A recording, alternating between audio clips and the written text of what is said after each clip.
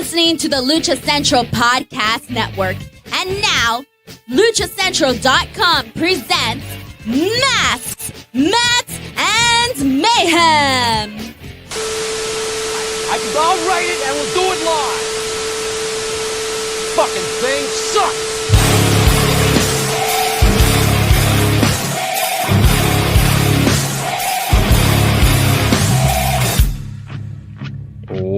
Welcome to another edition of Masks, Mats, and Mayhem. I'm your host, Justin Outlaw Harvey. You can find me on social media at JustinHarvey75. You can, of course, find the entire show all over social media and probably on your mom's night table at MMMshow75. I meant your mom specifically, Byron. MMMshow75. And actually, now you can find us on Threads. Is that correct, Byron? We're on Threads. Does that matter at all to anyone? Awesome. Yeah. Wow. Yeah. Woo. Hit us in the comments. All I know is when all the social sup, Rebecca. Thanks for saying I look younger than Justin last week. All I know is when the new social medias were popping up, Threads was the one whose algorithm angered me the most. So, you know, I'm happy that we're getting on that bandwagon as a podcast now. Anyway, so we're saying then that Threads is super duper important. Yes. Oh. Couldn't wait to use that, huh? No, I really could have waited a long time to use it. I really don't like that you have these tools, man. It's just I was just playing around in this silly app today, so I just figured I would whatever. I'll just go back to hey, go say.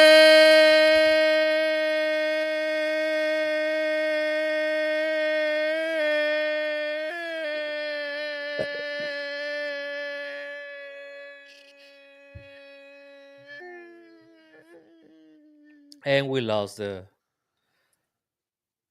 everybody else on the show. We have to give some love to Down Under. They had pay-per-view action this week that had me up at 8 in the morning watching wrestling. So I hope that you enjoyed having some local time events in your hemisphere, Goatse, because it caused me to lose copious amounts of sleep. Yeah, and of course, yeah. Great. So basically they come all the way to you, force me to get up early, and you don't even watch. Okay, awesome. But you're watching us, and that means we love you. That's the important part. Those of us who are here now, not the ones who are not here. Correct. So anyway, let me introduce some people here. First of all, important people. That guy over there. Oh. Hi, everybody. My name is Tony Allen. You can find me at my social media as at TonyST.Allen. Everybody gets a free hat if they find out what ST stands for. Yeah. Doesn't stand for saint. Here. You're not Tony Saint Allen? No, you're not a saint of something? You haven't been canonized or something cool? May have been. I don't know. And what up, fam? This is Byron at Byron Fever, representing the MMMshow, the denizens of deliciousness. I have gone the 17 years of this podcast without literally knowing what denizens means. But through the context, I'm confident that it's a good thing for us. So thanks for watching. Of denizens of deliciousness, if you're watching this show and you care, we might release some merch again. So let us know, DM us, put in the comments, throw in the chat, whatever, however you can get at us. Let us know if you're actually interested in merch, because we may do a limited run just so that Tony, not Saint Allen, can have a t-shirt. Yes, I need a t-shirt. How many pucks hit some? Oh, what? It's a hockey. I can't even. It's hockey. Hockey. Funny story. That's my sister's nickname because my mom named her. Yes, because my mom named her some impossible to pronounce name that we just call her Hockey. I thought it's because she was too busy saying "puck you." No, it's just like her name is Kerenapuk Hokovet. So That's a mouthful. What is that? Like Yes. Aztec, Incan? No. Spanish? No, we're not gonna get in any trouble, get canceled. So let's move on. Okay. Great. It's actually, I think, Aramaic or some shit. Like Aramaic. Okay. There's a Yeah. lot of people in wrestling trying to get canceled already, so I'll let them that. handle that. Yeah, and yeah. I got all sorts of lovely inside dirt on those things today that I will not share with any of you. Can I have inside dirt? You can send me a check for $23, Byron, and then I will call you and not put in writing the dirt because I will not even put it in writing. I'll send you an envelope full of dirt. I have inside dirt. I have from a trusted source that a couple of wrestlers are opening a game coffee shop restaurant. Yes, right. and that would be Ruby Soho and Ruby Soho and her guy. What is his Cool name? Hand. Oh god, you guys are terrible. The second the B-side 2.0. Not Daddy Magic. No. The not Daddy Magic guy. I do The one that say, was feuding with Soraya's brother, whose name I Yeah. also can't remember. No, Ange. Cool Hand Ange. Angelo Cool Park, Hand right? Yeah, Angelo by the way, Park. getting the nickname Cool Hand is awesome. I love also, Ange is actually by the way, that was a phenomenal signing by Tony. You always think about signing big names and this or that, but signing those guys to come in and make Sting look good in those tag matches and then all that stuff, and they got their moment in Montreal. I mean, I wish Cool Hand was around. I'm glad when Daddy Magic I gets like Daddy TV Magic time. on the commentary. My favorite commentary booth for AEW has been Shivani with Nigel and Daddy Magic. That was my favorite commentary team. Yeah. I rather have him that I was mentioned this earlier to you guys. Brian Danielson. Oof. I had a friend, Bear Brandon, who was an audio guy that I worked with a bunch. He was DMing me a little bit about the show earlier, and he was like very politely like, it's not a very popular take, but I don't really like Brian on commentary. I was like, brother, you don't have to worry. You're safe with me. I'm not a fan of Brian on commentary. I'm a fan of Brian doing a lot of things. Talking to me on the microphone during a match isn't one of them. Yeah. No. I was wondering why until Taz left for shoulder surgery, and I think they wanted star power, not so much a good color commentator. Play. Okay, we'll call it maybe. Yeah. Well, actually, before you keep him around, before you on that, can you highlight? Is a Gotze? Gotze? Is that? Oh is that yeah. right? Can you highlight that comment? Because I did make a comment last week about that. I don't know if you guys remember about AI and botches. Remember, I said that we're gonna beat them one day because they will not exist anymore. Yeah, like let's retcon that match ending from a few weeks ago with Naya and Tiffy and that whole thing. Right. Yeah. Let's just AI it so it's good. Well, I think they will just do the whole matches. Rebecca wants the dirt. It's good. $23. I do have Venmo. I got some dirt. I haven't showered for 4 days. Jesus, do the sound effect. Do the didn't. What I don't see Doesn't here's have the a problem with this hi-hat. whole thing is You got to be quicker on when I'm doing a joke that's funny. No. That's this is. Oh, well, That's the wrong show. Yeah. That's it, but it takes so Close long. Yeah. It takes a long. Well, I have to switch pages. Like I can't look at the contents. My notes for the show, which by the way, for you two gentlemen that are on here with me, in the notes page, you can actually see the notes for the show. Yeah, there actually is an outline for this show, people. I know you don't believe it. I forgot that happened. Where is it? I'll prove it by. Do you not have it underneath style? Do you not have one that says notes? Maybe no, I don't have style. I'm not logged into the main account. Oh, Oh, really? You don't have it. Okay, cool, great. I don't have style. I'm not actually logged in at all. I mean, you're just coming in as a guest. Yeah. Should I? Next week. Maybe next week. What does this say? That's it. The budget is now gone for the show. Yep, with the sound effects. It's totally gone. So we got to monetize again so that we can get super chats so you guys can help us pay for better sound effects. We're going to sell the Casey shirt that has a curse word on it. Wear it at school or your work. Or the one that says the Gator Jetto shirt and it's Casey Yeah. In black and white, and it says "Fuck you, I'm Casey." That is what it says. "Fuck you, I'm Ghetto and Jetto." All right, I'm going to move on to big topic number 1. I've kind of reconceptualized the show a little bit this week, folks, but I think this is going to work. I think it's going to work swimmingly. So our big topic is exactly how it was last week. We had a big topic, and we're going to have a big topic this week, and it's a very, very big topic because there were 2 big pay-per-views this past weekend. The first crown jewel to not be in Saudi Arabia or Abu Dhabi or wherever the heck they were doing those things. Riyadh, yes. Riyadh, yes. And there was some big wins there. I really thought I wasn't paying much attention, and I was at one point during the Cena Styles match. I was wondering, because I watched matches not the whole show start to finish.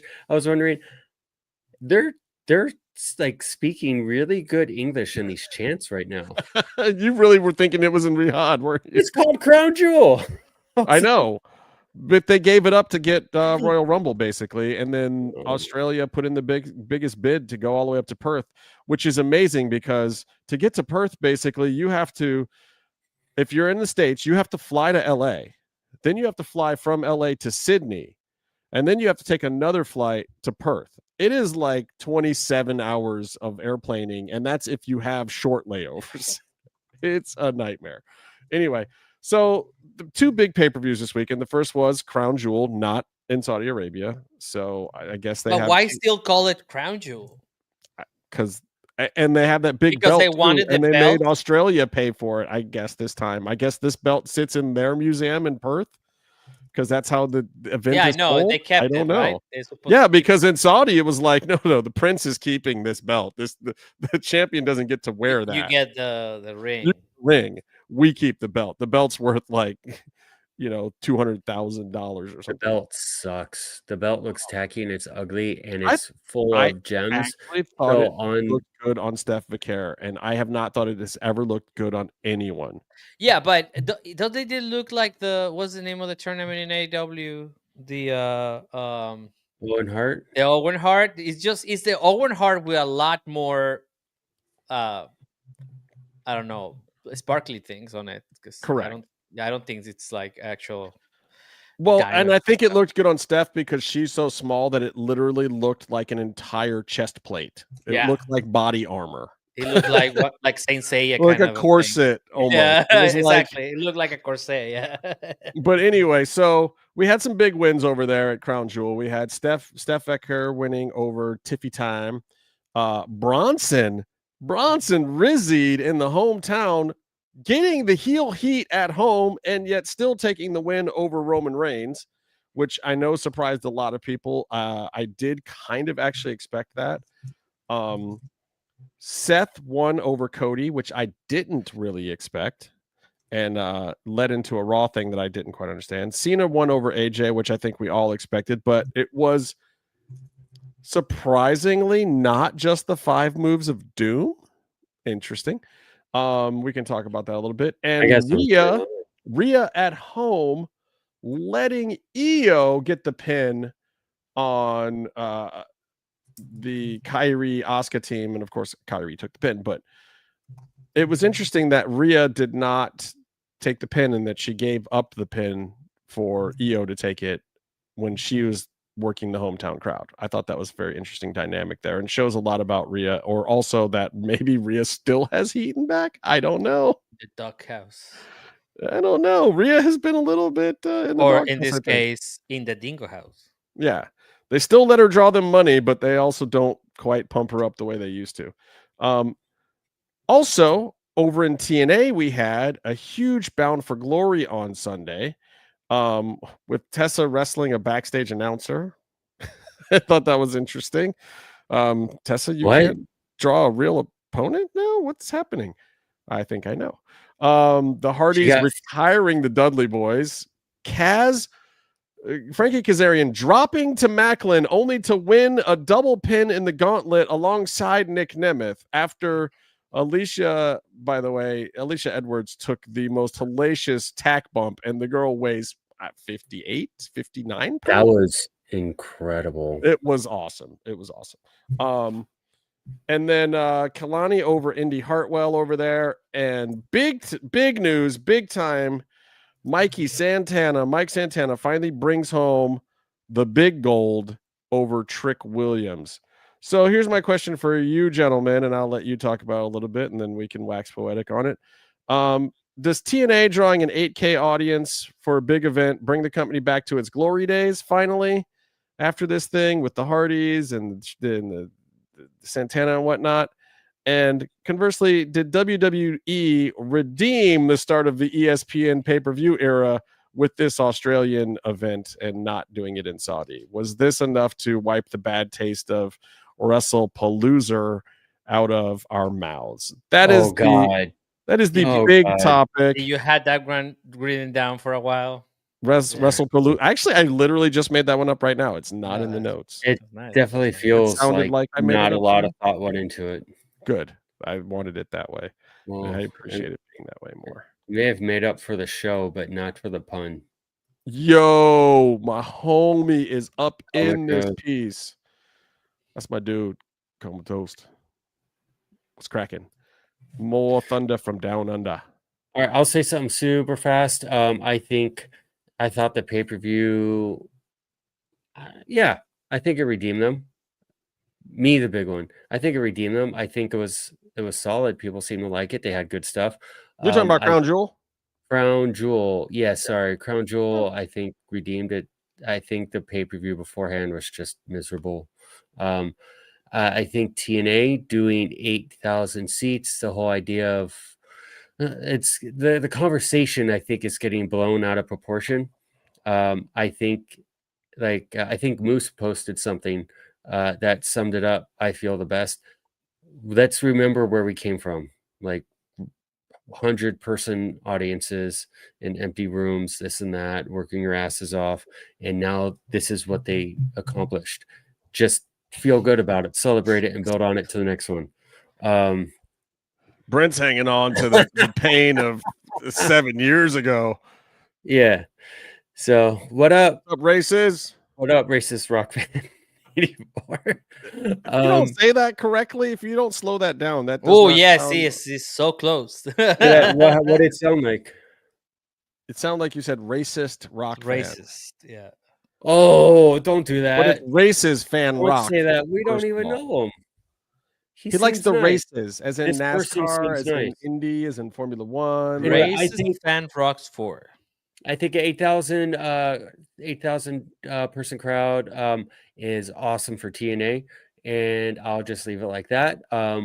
There's still a WWE developmental show. You saw that in some of the booking, and you're going to keep seeing it. And so, just enjoy it. I think there's a lot of people who've been in TNA who've lasted through a few of the hardships and weird things that have gone on, and this was a good thing for them. So let them enjoy it and not try and put them on a spot for being, are they going to be bigger than AEW now? Or are they going to be bigger than NXT now? Are they going to they did great. And it was a great show. I don't know what the finish to the Hardys and the Dudleys was. That was fucking stupid. But I guess it was storytelling. And yeah, but what else can you do? It's so hard for those old men to take those table bumps in the first place. Well, it's just the idea of Bubba standing there and letting them do that. He stood there for too long. Like, he had options. Someone in that spot would have options. I don't know how well he's moving. Well, the finish was that they didn't concerto him. They didn't give the shout out to Edge and Christian, and that that he basically conceded the fact that they were better and they were going to beat him. So he fucking let it happen, and he just went out gracefully, and then he handed them his boots, and then Yeah, the boots thing was cool. But yeah, I think AJ and Cena was phenomenal. Oh wow, yeah. The callback with the gear was cool. It was a nice reminder that they had a really fun program way back when. I also think that that the best parts, I said this weeks ago, the best parts of Cena's retirement tour has been AEW booking, and the worst parts have been WWE booking. And this was a very hot AEW PWG match. And, I mean, they're hitting everyone's finish. They're hitting all their friends' finishes until the end, and then you lie down for the 3. It's, and what was the storyline reason? Because we want to have a good fight and actually be able to perform at the level which we want to, as opposed to, like AJ and Cena are running out of big matches. So, yeah, that's what I got. Oh, also, I just want to echo the Mike Santana winning TNA, the TNA belt was amazing. I think him winning is great. And your time's up, Byron. Go away. Post-match stuff with family was also great. It just really good, feel-good stuff. I gotta go, guys. I gotta stop talking. Just heads up, I did not watch TNA pay-per-view. I didn't. Again, we have a rule on this show. There's too much goddamn wrestling. We do not expect everybody who's on this show to have seen all of the wrestling. Yeah, it's just it was impossible for me to watch that much. And I actually watched what's it called? Crown Jewel today while I was working out. So yeah, it took forever for me to watch. I mean, I knew the results, and I know the results of almost anything. Right. Because you can, I can read. But on the WWE front, I really, really liked the Cena AJ Styles match. I think people are complaining that, I heard somewhere that, the finishers are not finishers anymore. This is a going away party, bro. This is where 40 something. Well, how old is Cena? 50? Is he 50?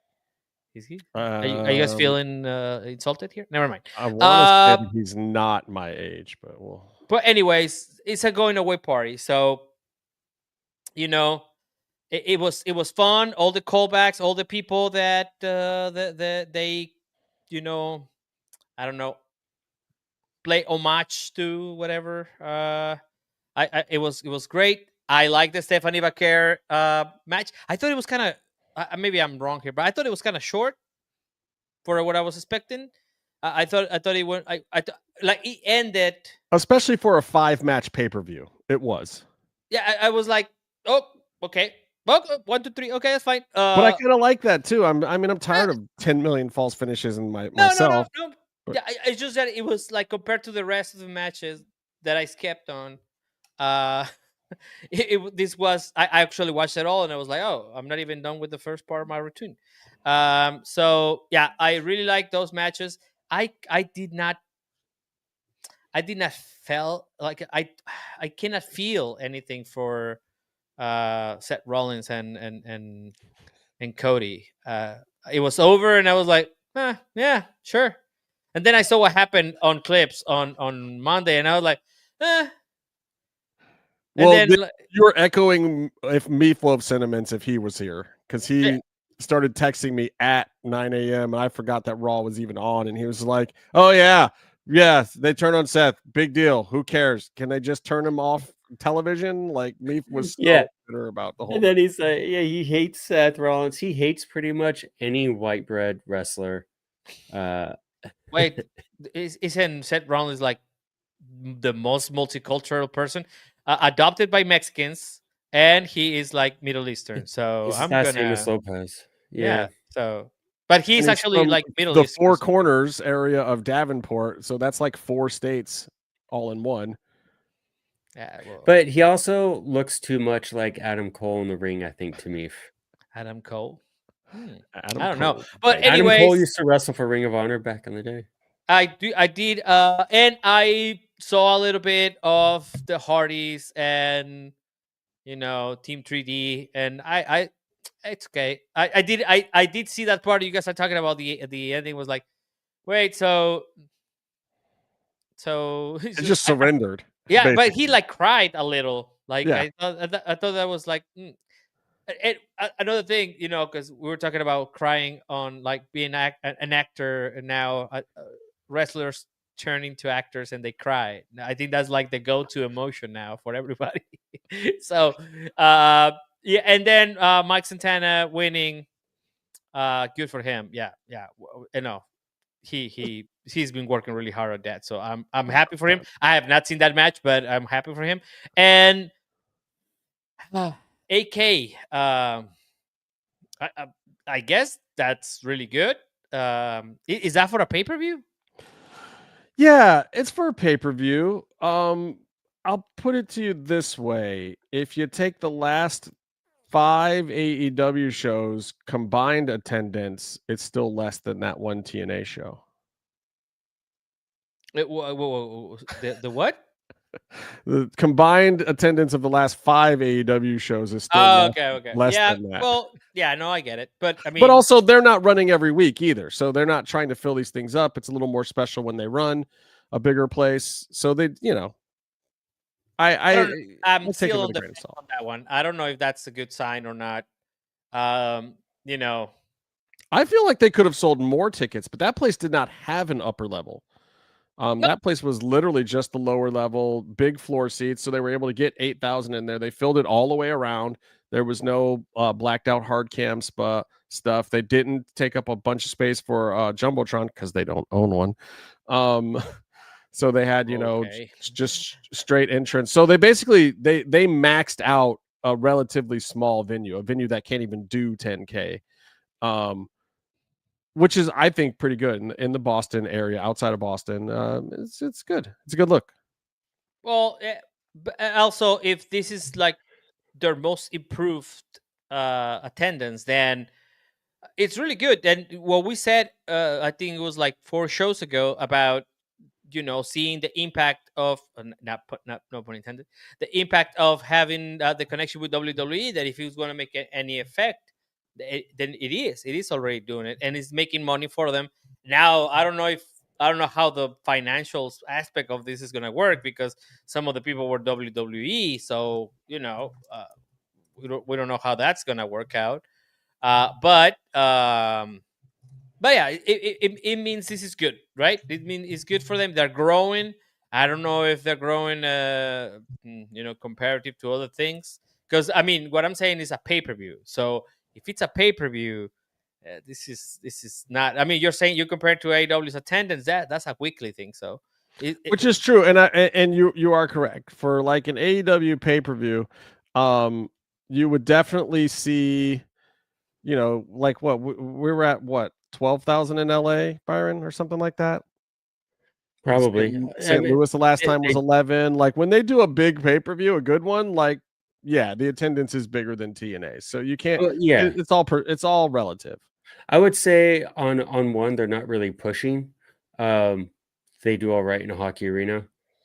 And then, if they really want to do something, they can do a Wembley. They can do 50, 80,000 if they really want to, I think. Now, I don't know if you guys heard about this, but because of the draw of All In, they actually had to give money back to the state of Texas because they did not hit the numbers. It wasn't a ton of money either. Like the media was making a little bit bigger deal out of it. These things happen all the time. But they also didn't run as many events as they had promised. They didn't do some of the other specialty events and concerts and other things that they had said that they were going to do for the whole big week.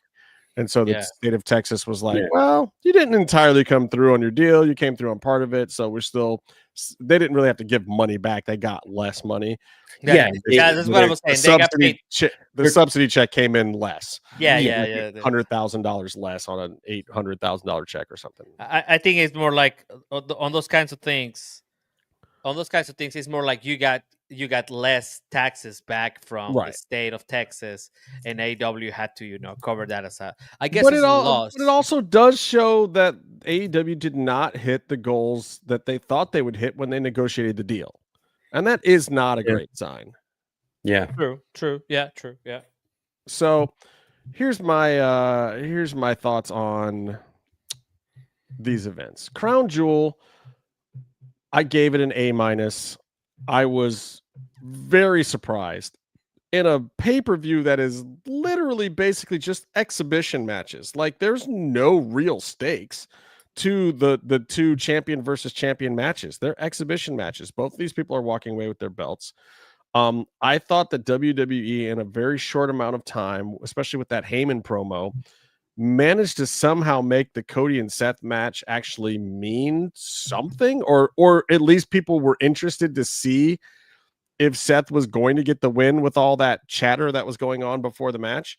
So kudos to them, because like building a match that is literally an exhibition match that doesn't have any like, you know, if you go back to Crown Jewel last year, it was forgotten immediately. Like it was like, yeah, you get to put on the big belt for some photo ops, and then like nobody cares. And I think that's in Tiffy's favor this time, because they put on a great match. It gives Steph a little bit of a boost. It doesn't really hurt Tiffy's stock to me. I know some of the Tiffy fans were upset by it, but she's literally had the belt way longer than anyone thought she would. I mean, she survived WrestleMania. She survived SummerSlam. She still had the belt. They've given her the respect of being very new, very green. She's been in the entire business for like 5 years or less. Yeah. And she's been a WWE champion for 3/4 of a year. Like, let's not take that lightly. They've shown her a certain amount of respect. So, and I will get into that races in a second here. So the overall Crown Jewel to me was a success. I thought the Australian crowd was hot. They put the right people on the show. I thought giving Bronson a win was fun. I thought the Cena and AJ match was far more than anyone expected or even really deserved. So kudos for the whole thing. The TNA Bound for Glory match shows me that if TNA gets a TV deal, that company might finally live up to the promise of what it always was back when Jeff Jarrett was running it, and then Dixie, and then like everyone else. They've been so on the cusp of greatness so many times, and then so on the brink of destruction so many times. I think firing Scott D'Amore was stupid, but Carlos has done a great job since then. I still don't agree with that decision, but I see what he's doing.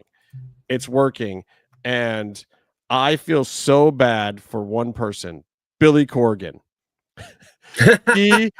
He negotiated his TV deal for NWA at the exact wrong time, when there was a lull in the renaissance of wrestling. The money wasn't there. WWE hadn't done their Netflix deal yet. Like, he got so screwed, left holding the bag, got a shitty renegotiation on his last deal, barely is on TV. TNA is picking up the slack. WWE moved around in all these other places. And I think that TNA, when they get their TV deal sometime next year, is going to be gangbusters. I think that AEW has something to really worry about with TNA. Is it there yet? No. Does Carlos have a plan with what he's doing to get them there?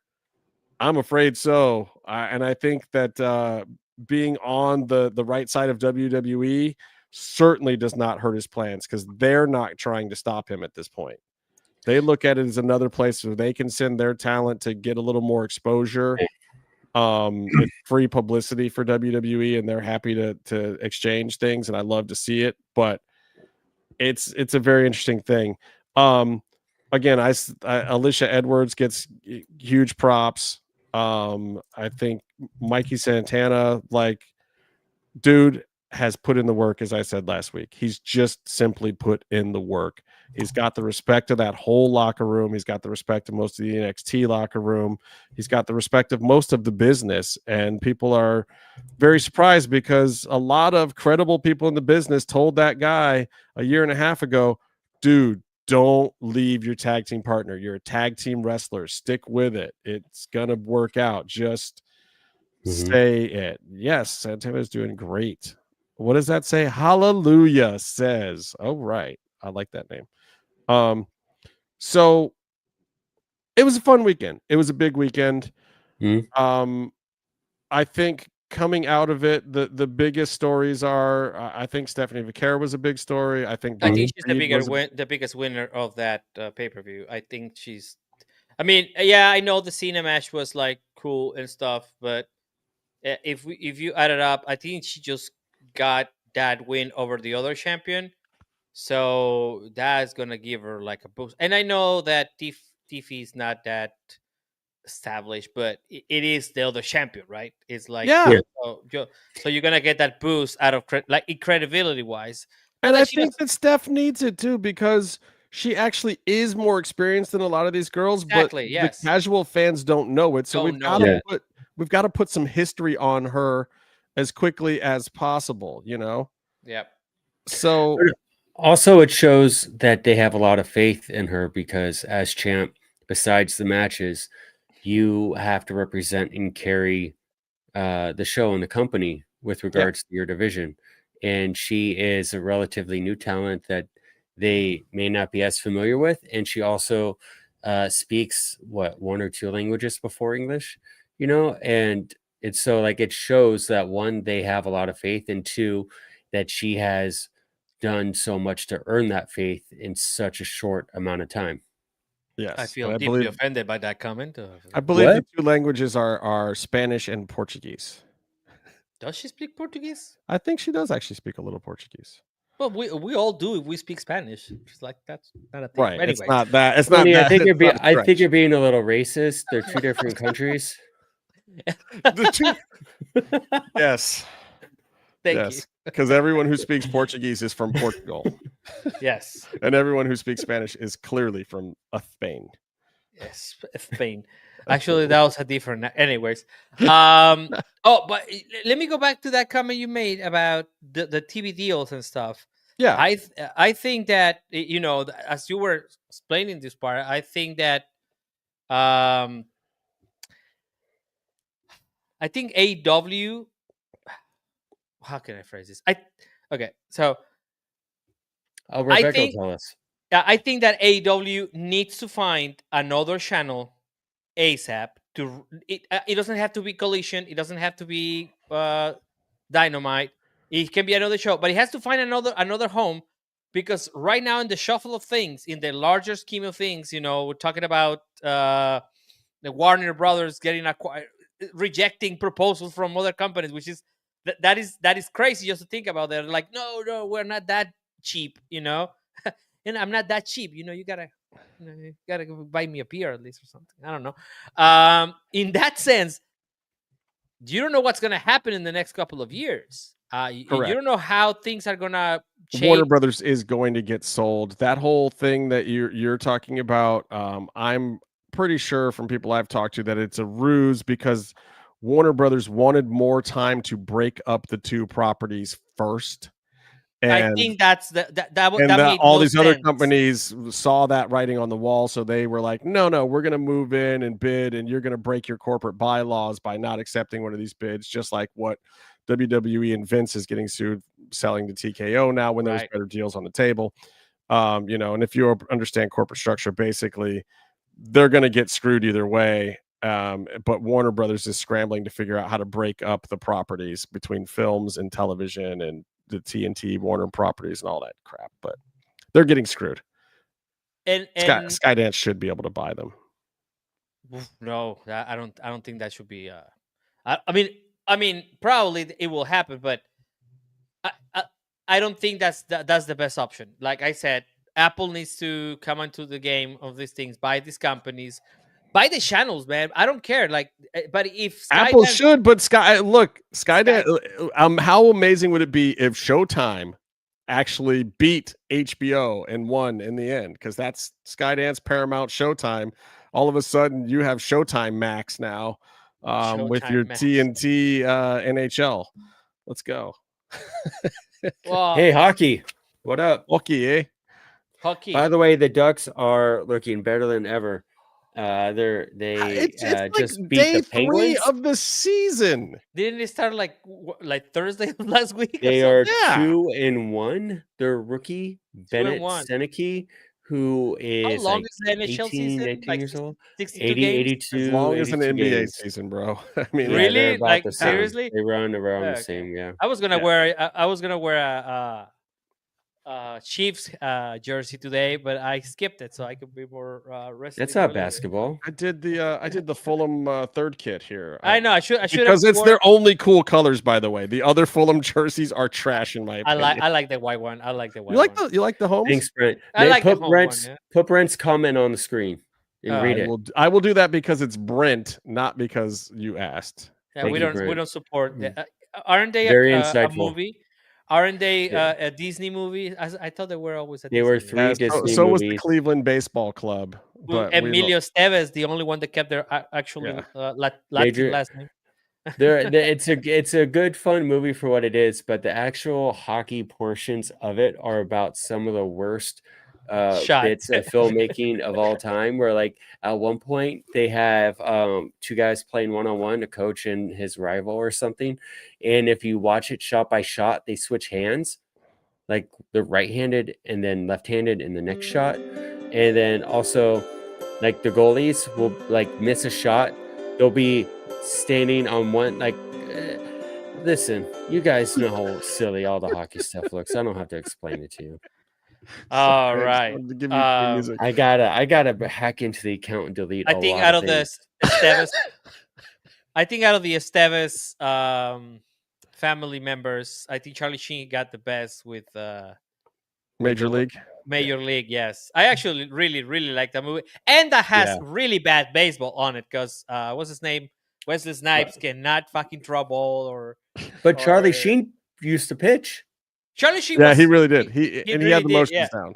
Yeah, he was like 80. No, like I think he could throw like 86, something like that. Charlie Sheen also this week said that having sex with men made him more manly and put him in elite rarefied air along with other famous men who have had sex with men like Mick Jagger or some shit. Because Charlie Sheen is winning. He can do those things. Yeah. Well, I mean, where did he said this? Because I don't know. I just read that quote somewhere earlier today. I was listening to him and Conan O'Brien. It was really good. Did not, homosexual intercourse did not came on the. I think Charlie Sheen is beyond sexuality labels, and he's just trying to put it in something. And at some point, he's going to run out of places to put it in, but not yet. Well, he is beyond sexuality at this point. It's like that Hernandez. Or did he stop? Or he got HIV. Yeah, got the thing. Yeah, he does. Yeah. Oh, that's all right. So that's a bummer of a show. That's not all right. I'm going to move on to hot takes and sausage now because that's an appropriate segue. I'm changing this. Before this was everybody just throws a hot take. We got a few topics that are kind of hot take instigators in and of themselves. So let's hit these things. We'll bust through them a little quicker than our big topic, and we'll see what you guys think in the chat there about some of these things. Number one, let's talk a little IWGP, which I'm sure a lot of you haven't watched. So here's what you need to know. It's a Japanese wrestling company, New Japan, but the IWGP belts are in Stardom and New Japan. No. New Japan has a commission, just like WWE used to have, kayfabe, like people who are the boss and would run the company or suspend people. And so the IWGP is their sanctioning commission. It's a sanctioning body. Yes. Right. Yeah. It's like the titles are the IWGP titles. Yeah. And when was the last time the IWGP heavyweight title was on a wrestler that was not signed to New Japan? He is signed to New Japan. Yes. Yeah, he's both AEW and New Japan. Yeah. They make a big deal about that, especially when he so is Shuri. Shuri is Stardom, which is owned or partnered up. They're owned by Bushiroad, which owns New Japan, and so. But she also has an AEW contract now. That's funny you say that because it's like she came to AEW for a couple of weeks, got her elbow surgery, and then went back to work at her day job at Stardom. So. And then they dropped the belt to her. So now you have Shuri and Takeshita. But she had it beforehand. She had it before Suri. But she had it before she was AEW. So what I'm saying is now you have Takeshita and Shuri, who both are, see, this is why this is a hot take, are IWGP champions. Yeah.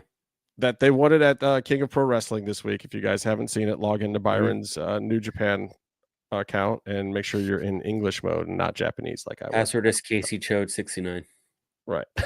And so is this the same as what TNA's been doing with NXT, or does this hurt the brand that these guys are also now associated with AEW? Like, is New Japan especially having trouble fielding talent. Like, you know me, I'm not a huge Zack Sabre Jr. fan, so I can't say I'm upset that he dropped. I didn't really see him as a great champion. I felt that he was transitional anyway. But I don't know about this Takeshita thing. I really don't. I don't know if I feel like he's the right choice to lead the company to the future when he's got one foot in both ponds. Yeah, so that's the difficulty is AEW wanting him, which is the reality is we know AEW will want him Wednesdays. He says that he could show up for any tour, do anything in New Japan that he wants. He has contracts with them, and then I think he probably also has a DDT contract too. I think he said something about Tony got him out of. I think Tony got him out of his DDT. But yeah, I mean, as far as Shuri is concerned, she's Stardom talent. I don't think she's established at all, or even like needed to be booked in AEW. I don't know when that's going to be an issue. You know how Tony likes to sign people and then forget about them, and I think we'll see if that's ever an issue. But with Takeshita, I think it's great.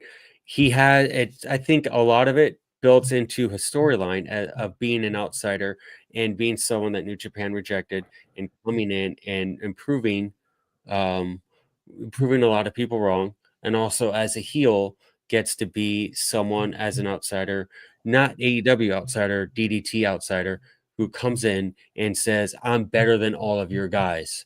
But he hasn't necessarily established himself so much as a New Japan guy besides a really great G1. But I think it works. I think we'll see how much he can work there. They don't do as much as American companies do with the world champion as often, the frequency. But I think you're looking at.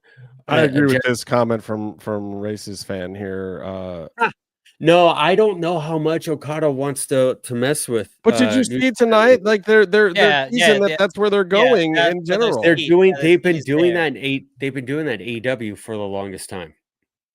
So I know, and it's like how do you save New Japan? Send Okada back. Take Takeshita with him and like. I mean, it would be a big money match if Okada put Takeshita over in Japan. I think though that to your point of him being an outsider, what about the other way around? Wouldn't that Okada doesn't need to? That wouldn't that have make Takeshita a lot bigger if he will win? No, I'm saying Okada. Over. Yeah, he said Okada. Because I mean, at this point, I agree with that and honestly, I almost think that TK should let him go. I think Takeshita should be the one reverse acquisition guy. Like, he came through AEW to make his way into New Japan, which he couldn't do before for some reason. And he comes around the back way into New Japan, and I think if he's gonna do it, I feel like he's got to leave AEW for a while. Like, just let the guy go. Like, I don't need to see him every Wednesday in the Don Callis family right now. Let him go save that whole company. It's better for wrestling to save a whole company than for me to see him for 10 minutes on a fucking Wednesday. Okay, 100%. And a faction with 37 other guys. He's way more valuable to the industry. And I want to say one more thing, and I'm going to turn my mic off. He's way more valuable in New Japan window as their champ. Yes. But I also think it's interesting when you talk about people being bid on by multiple companies that raises their contract rates or the perks in the contracts. But I think I see something interesting in Takeshita where he signed to different companies, and it's not so much the money. That might be something I'm not privy to, though. His booking. One of them is saying you're more important to us than you are to the other company. They made him featured in winning the G1 and the world champ. In a big deal. Zack Sabre Jr. represented Japan. By the time he was champ, he was representing and living in Japan. He represented those companies, that company's values. So AEW, are they booking Takeshita as strong as New Japan wants to? And will that have an impact on where Takeshita chooses to go? And then also, it's something to question is, which contract has priority? Because that has to be written down. One of them has to have a first option. So are you saying that being a wrestler with a muffin top is representing Japan? You hate Zack Sabre Jr. But Zack Sabre Jr. rules. He's a and he wrestler worked with there. a muffin top. Mm, I'm just saying. Like maybe he could beat me up in a street fight, but still. He is amazing. He calls people dickheads. He rips into politics he hates during his intros when he walks to the ring to the camera. But everyone speaks Japanese running the TV show, so they don't know what he's saying. Whereas if he did it on AEW, they just tell him not to do it on AEW. Yeah. All right. So he's great. I believe the question was if what New Japan and AEW are doing, is it comparable to what WWE and TNA are doing? And the answer is no, because the audience level for TNA, at least what we just discussed of having 8,000 people on their pay-per-view, and the possibility of going viral, just like the clips that they had of the Hardys, there is no comparison on that level. What WWE and TNA are doing, it's on a larger stage, and yes, is it good for New Japan? Sure, but it's not comparable, and I don't think we should be doing those comparisons. It's like the same thing comparing AEW to WWE. There are different kinds of leagues, and I'm not saying one is worse than the other. It's just like you got Liga Premier, and then you have the Spanish Liga, so La Liga. So it's just different. I don't think they're comparable on that level, and I cannot get into the minutia of little things like the IWGP and if it's good for the contracts. I fucking don't know, but I don't think that is comparable on that level. Okay. And I believe that is the correct answer, personally. I'm going to move on to the next question. And if you really want to know what a muffin top is, ask Byron to see his senior photos. I think he'll explain everything. Why would that be in a senior photo? It's because you were the one wearing the low-waisted pants. But Jesus, senior now photos I want to see it. Up. You don't see the waistline. I'm not the one that wore low-waisted bell bottoms to no my one gets the shoot. joke you're trying to make because it doesn't make sense. Okay. Let's talk about the Jericho Cruise, because this I find very exciting. The Jericho Cruise 2026 has not only moved to fall instead of spring, which was intentionally done by Jericho, and he didn't really tell a lot of people why, but I think we're starting to see a little bit of the vision here. Little bit. He's moved it to fall and spring, but also one AEW talent has been announced for this show. Tony Lacey Lane, who debuted last week, is the only person currently. Exactly. Let's see. Okay. She was booked as a tag team with Katie Catanzaro when they were both independent. Sorry for interrupting. Go ahead, man. Just give the whole thing. Anyway, so is Jericho setting sails for different seas here with his cruise not featuring any AEW talent? I'm going to kick this off a little bit because I feel like there's a few things at play here. This does not necessarily signify that Jericho is done with AEW. What it does, however, clearly prove is that if there is going to be a deal with AEW, it certainly hasn't been done yet. Yeah. Clearly, his contract is coming to an end. I think he pushed it because if it was going to be in spring, he would have to announce that AEW talent was going to be on the show, which he could not do. So he had to push it to fall of November. No one understood why, when you're selling out a whole cruise, he would push from his normal springtime departure to November of 2026 and wait a whole year and a half between. That's when you get a cruise on. Sorry, that's when you get a cruise on sale in November, and you go and you wear a long sleeve shirt the whole time. So, or are they going to like Norway or something?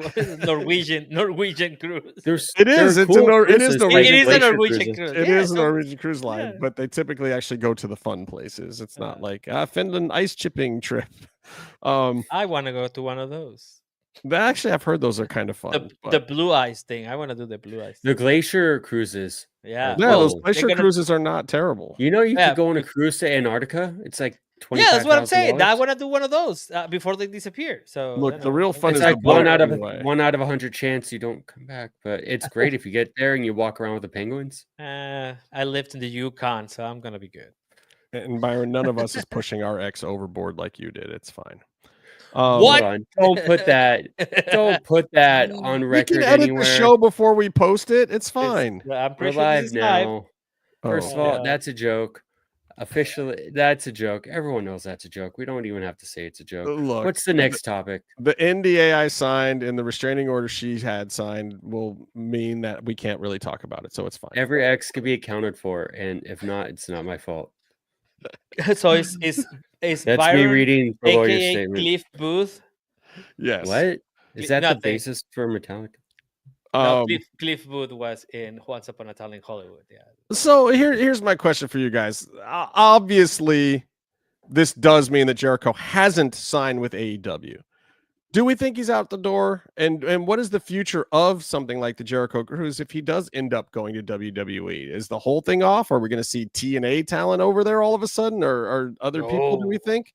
Like what becomes of the Jericho Cruise if he? Because I mean, it was they taped Ring of Honor tapings there last year. Well, they did matches for AEW too in the past, right? It was integral.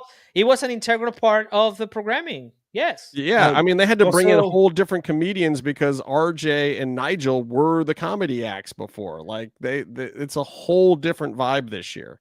Another thing to consider is that I have a take on it, but I just want to throw out something before you guys go, is that he came up with the idea when he was still in WWE and they told him to fuck right off. Right. So he went to AEW and then he just brought it up and started it there. All right. So let me read. I got to read the lineup. So, of course, you've got Chris Jericho, who's going to be there, and Fozzy will be playing several shows. Your VIP guests this year, your top stars are Jeff Hardy, Saraya, and Muda. Wait, so you already have TNA people there?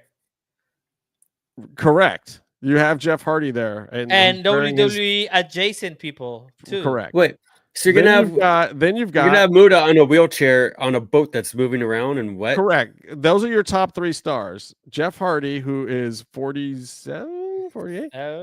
Saraya, who doesn't wrestle anymore, and Muda, who doesn't wrestle anymore. Okay.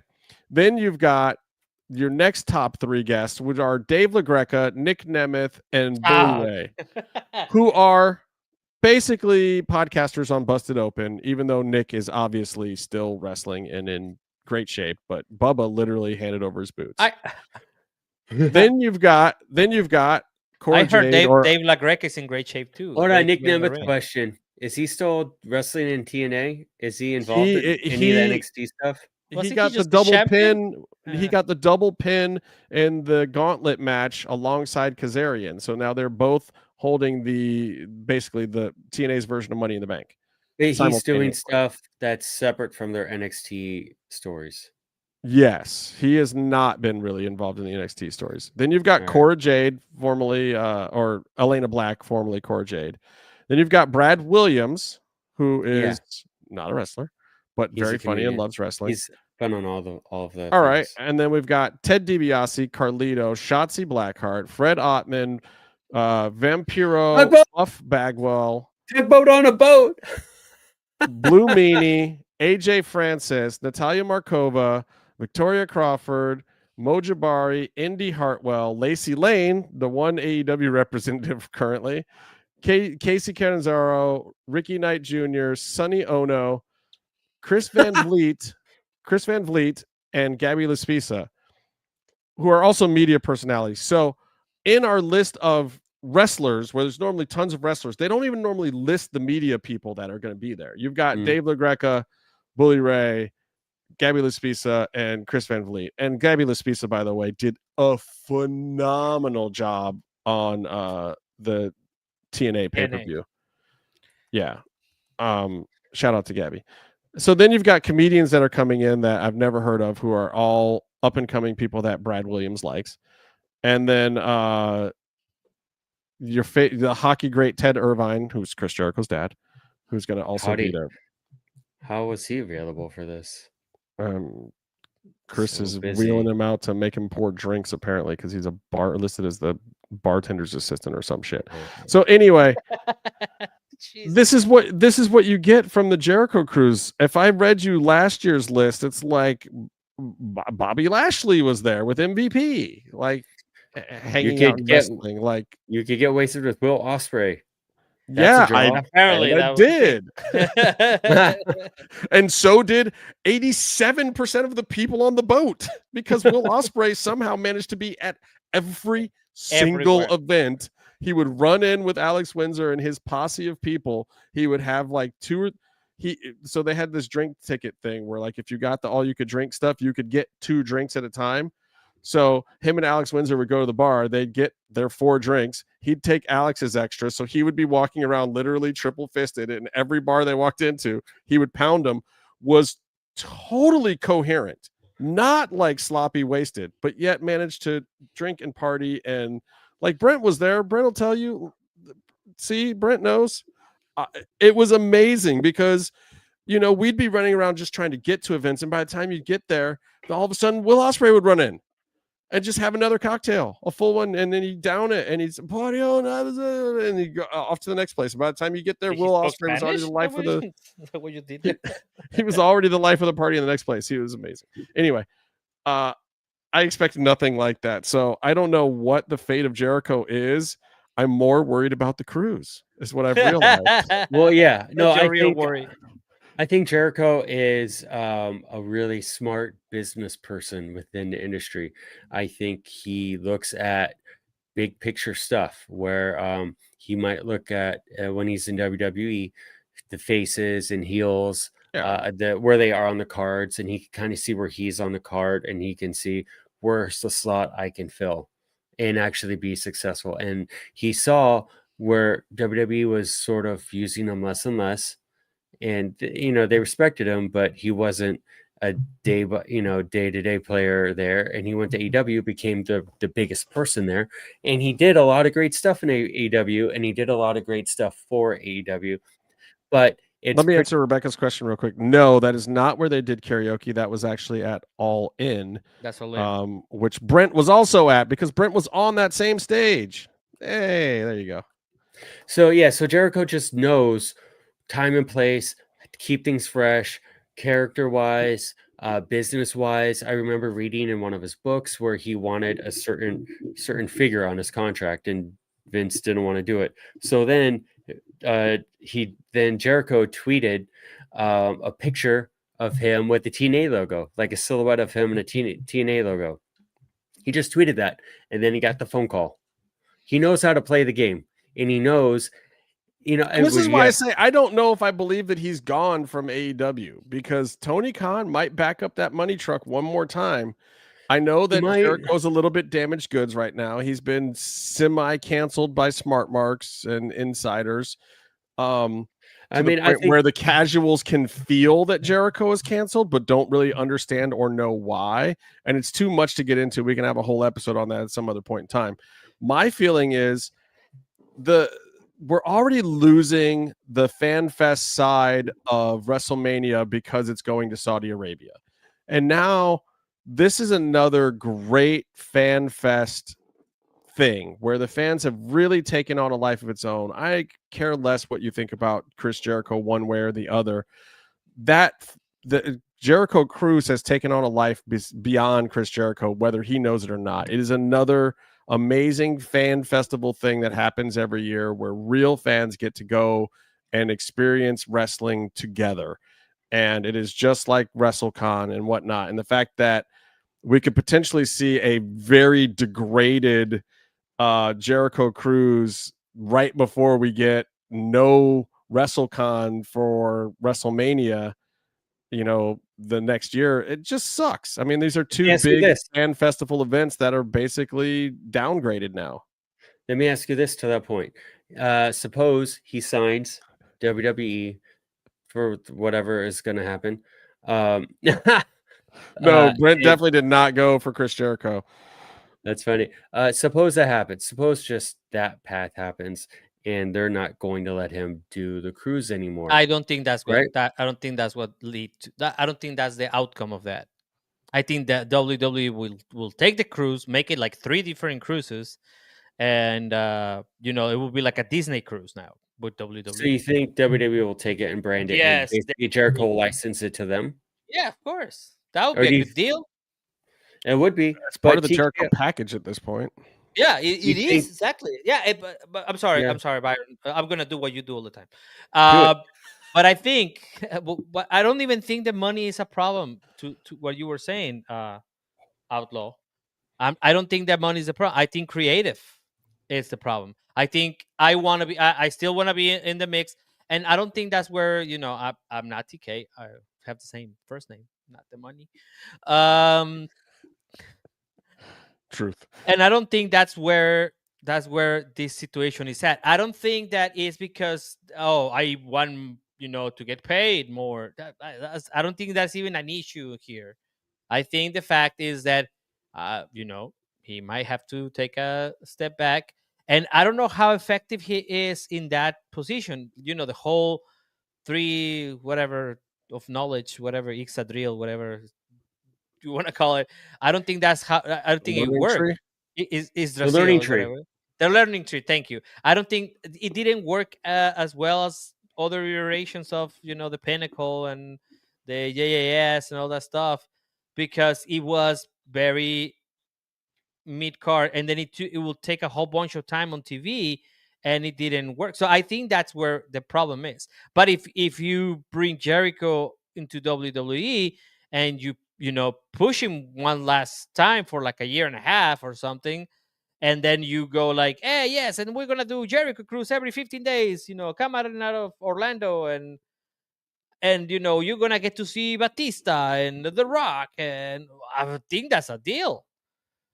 Would it be the same thing? I don't think so, because it seemed like the Jericho cruise was like an indie thing that it got big Yeah, but names. there's been a now lot and of then. top guys at WWE that'll tell you they've always wanted to go on a Jericho cruise. Yeah, But they don't get to exactly. go. Exactly. Yeah, WCW used to do the cruise, so like a big company used to brand it. I think if WWE TKO did it, the prices would probably triple. Yeah, I literally have had a couple of people, couple performers from WWE ask me after they found out that I went last year, like, "Oh, what was it like? I've always wanted to go on one." Blah blah blah. Like literally, they're not allowed to go. So maybe this would be a window where some WWE talent could actually go, and I think some of them would be excited to attend. It'll be interesting to see where it goes. Yeah. All right, let me go back to this list. Let me. We started to talk about this earlier. I want to approach it briefly, but the heels turning on heels, the Seth Rollins thing, the Raw thing, like I get it, and I think it was Goatse or Races. One of these guys was asking about, Seth needed some time off, and that might be the case because it looks like there was some injury stuff that happening, but I don't know if the story changed or not. Maybe it did, maybe it didn't. But I just don't understand heels turning on heels. Yeah. When the whole them dragging Heyman with them kept them from it being a face turn. To me, maybe I'm wrong, but you guys can tell me what you think. So now we have a heel turning on a heel because you can't turn Seth back right now. That doesn't make any goddamn sense. I mean, you could just give up and turn Seth back, but now that's going to diminish him as a babyface, and we don't need him as a babyface. If the injury is real, they come back as baby faces. They do? If the injury is real, then wrestlers come back from injuries as baby faces. You have to that's something you don't have a lot of control over in most. But then what are we doing with this belt? I mean, they set up the whole thing for Punk to be a number 1 contender or whatever, and I don't know. It just seems it did seem hot shotty, so I do believe the injury may have been the catalyst for it. It is interesting. I just don't like the heels turning on heels thing, and I feel like if you were going to do that, why the fuck did we have Seth Rollins win? That seems super odd because this story would have worked great if he loses and these guys are like, no, We really are turning on Okay. you. Yeah. Okay. The question is why the turn after that's the After the whole win. after the win. That is the whole question. That is the only question. It doesn't matter if it works or not. The question is why in narrative. Why would you have that? Maybe they just realized that the next day that he needs to take time off. That's the I only think thing so. that Yeah, makes And I agree. that might very well be the case. I And if do that want to is make the case, I think at least they made it interesting. yeah. They did a lot I of do want to make the teasing. point though. Yeah. The coast to coast headbutt.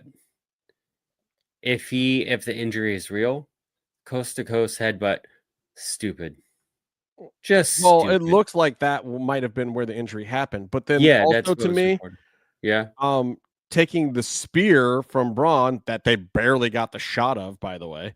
Also sucks. Oh not yeah, they did. advisable. Yeah. Yeah.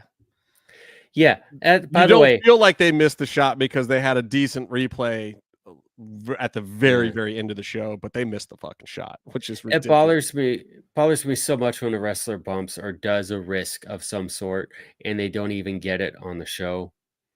I mean, that just like they're doing something stupid and risking their lives doing I'm a not bump gonna or get in whatever, trouble by and it's saying not what I'm even gonna thinking. be, and then it doesn't even like make it on the show. Like grant them the respect of knowing how to shoot a TV show and having something mean something. Anyway, Are you talking I about a think company in particular, or no? I'm kidding. I mean I'm gonna move on. I'm gonna shut the fuck up. Yeah, I mean, we could go on at 5 tangents, but I think this was the obvious end game for the story where Braun and Bronson are being elevated by Heyman and Seth. Well, a But lot of people in the thought they were going meantime, to turn Seth will Braun get a face. run.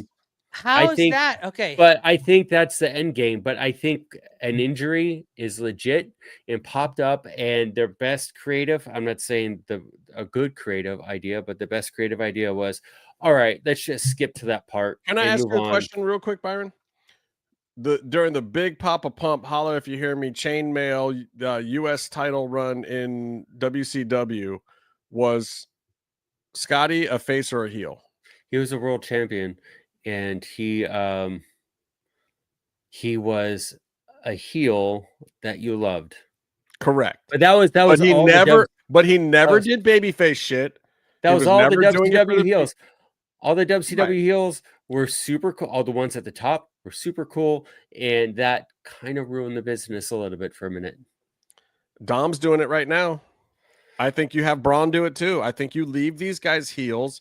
You don't have them do the redeeming stuff. You just let them be heels, and if the crowd cheers them, the crowd cheers them. But they're Do still heels. You still people write them love like heels all day long. Yeah. No, I agree with you. People do love and respect their work. Bronson, by the way, pinned Okada. He's pinned Okada and he's pinned Roman Reigns. Kind First of a big all, deal. Jonah pinned Okada, but yeah. Jonah. Just one thing. Like, so can somebody explain to me? Because I think it was like Simon Miller or somebody that I was listening to, and he's like, Braun, right? Is that his name? One of them. Breakker? Yeah, Steiner. the Papa Pump kid. Yeah. Yes. The Well, Rex Okay. nephew. All right. So, can you guys explain to me why is he such a big deal? Oof, His that was a pregnant pause right there. His pedigree, and he seems to do good So work. nepotism. But he also does solid work. He worked has his way up. legitimacy. He has legitimacy to him. Okay. It's weird to me though that he also has a spear finish, and there's too many people with spear finishes. But everyone else should stop because his is the best one. I don't really want to see it from Jey Uso anymore because Jay's is he doesn't even do one technically. Right, but it's like part of it. Like I've had feuds with Roman, and Roman's my cousin, so now I do the spear too. Roman's spear is mediocre compared to Braun's. Just for the people on the chat, like Comatose, that's a great name. It's not that I hate him; it's just that or love him. I know that's the problem. I have no feelings towards the guy because I know I'm probably gonna hear it, but I feel like that's a smaller version of Lesnar.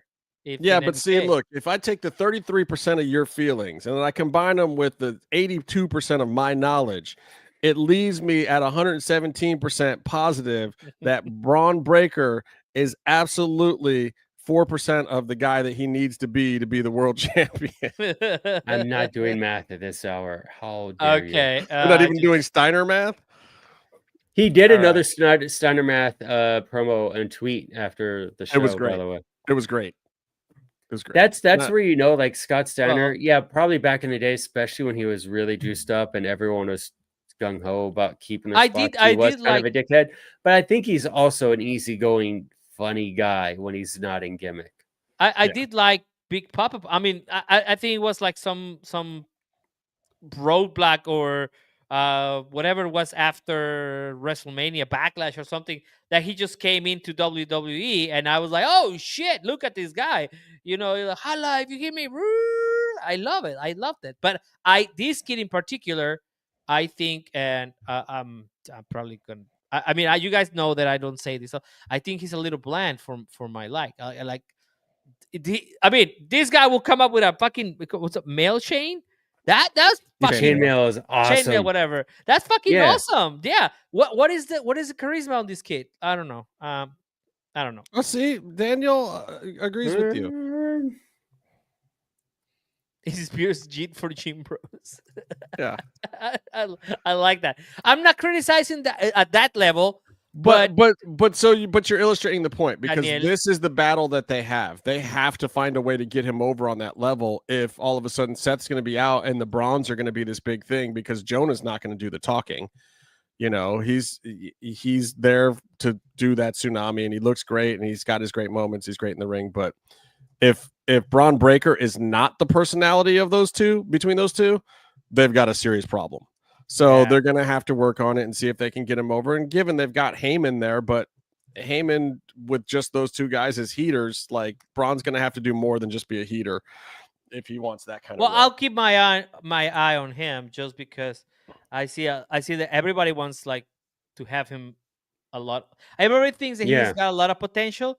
So I will like to see him develop. But right now, I don't know. Not even injuring Seth was. I think your point about how everyone wants him to be this big deal is the biggest thing about him. Yes, that is the thing. It's like, you know, great expectations. Charles Dickens. What the fuck? Let's go. It's a big expectation. All right, Darby Allin speaks on. I said no math, and now you're busting out Charles Dickens. Sorry, I have a the brain power for literature degree. Man. Byron hates education. All right, Darby Allin speaks out on the Ariel Helwani interview about guys who wouldn't do the job in a predetermined sport and how AEW is better without them. Says that he's not referring to CM Punk, by the way. Then who? And is he right? Or should top guys be protecting their spots when TK can't lay out a long-term story or plan for them? So this reminds me of Hulk Hogan.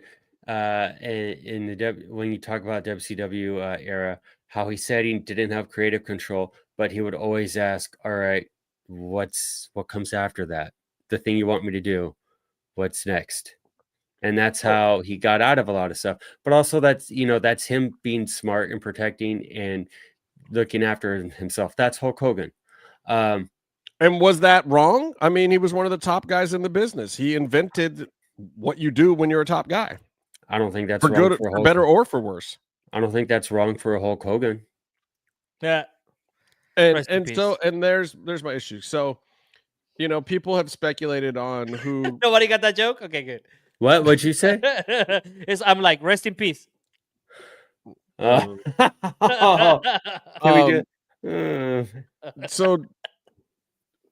people have been speculating on who Darby was talking about. A lot of people still think CM Punk. Think we know.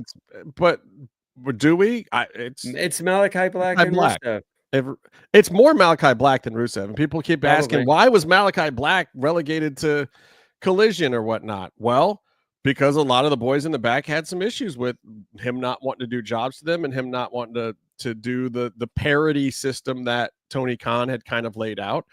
And several of those guys all went to Collision, including CM Punk, including Rusev. That's kind of where they put those guys. Like, okay, well, now you're all on the same show, and if none of you guys are going to job to each other, then what are you going to do? You come up with your own fucking thing.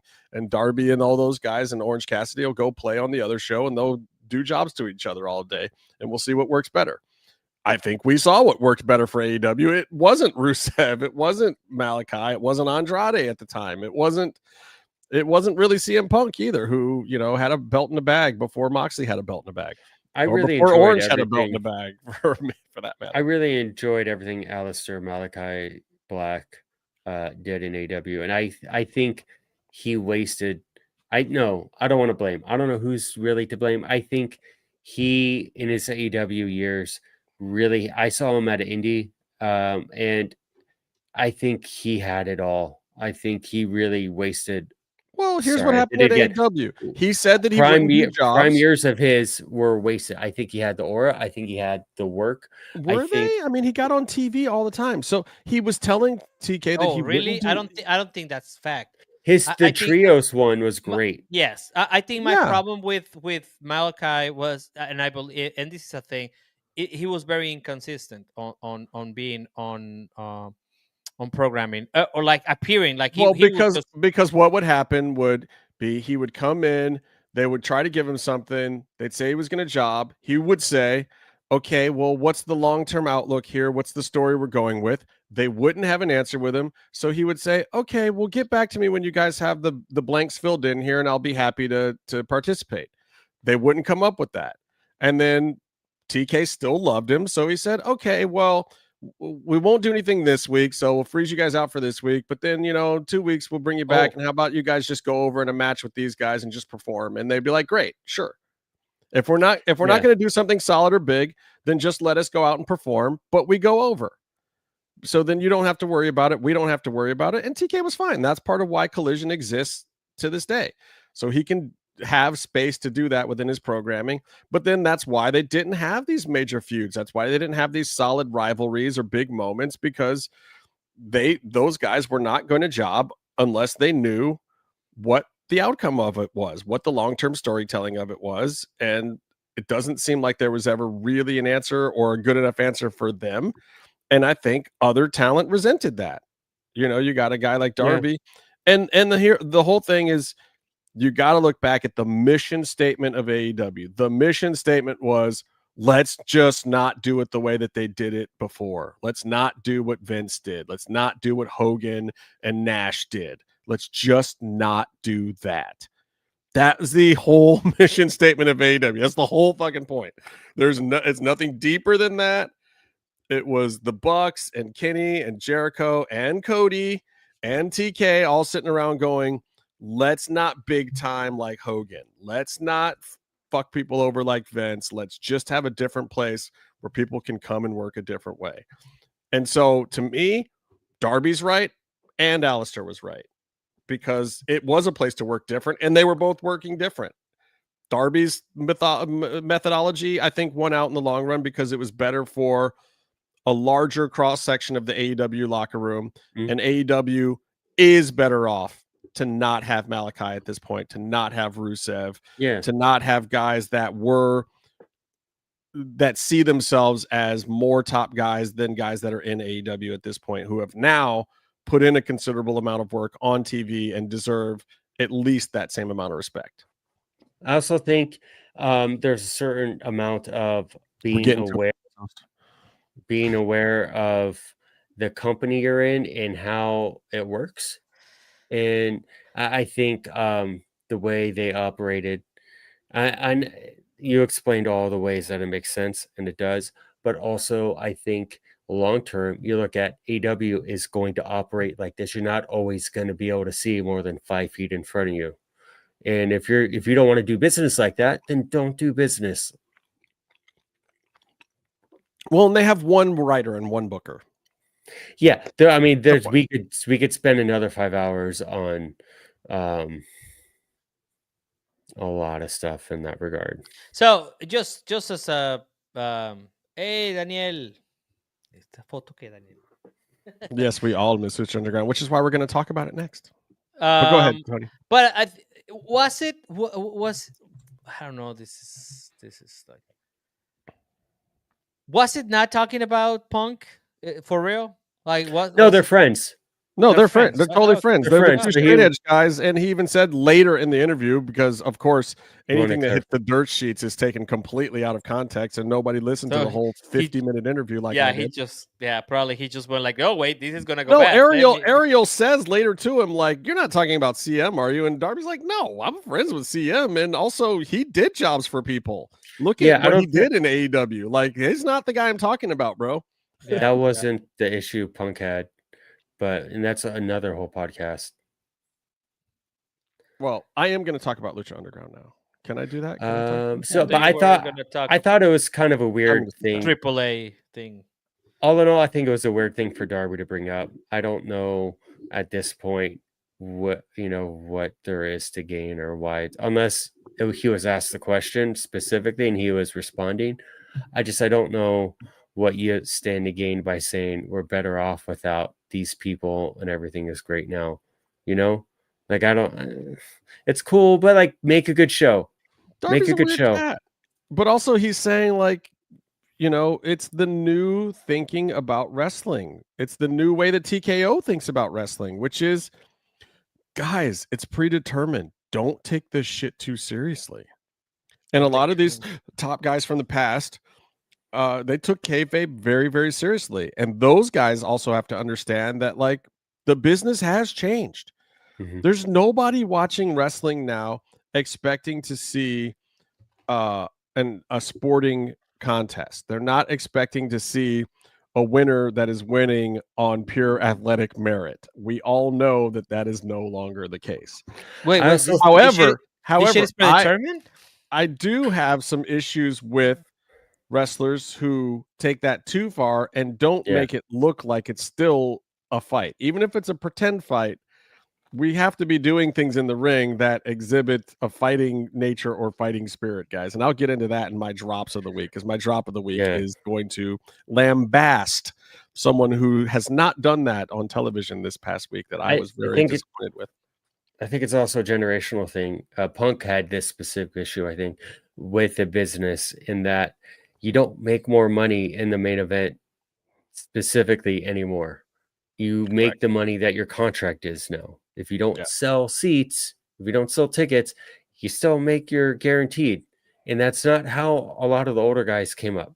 So I think that affects the mindset as well, because you're like, I need to be this spot on the card, or my 7 kids and 8 girlfriends don't get to eat dinner tonight.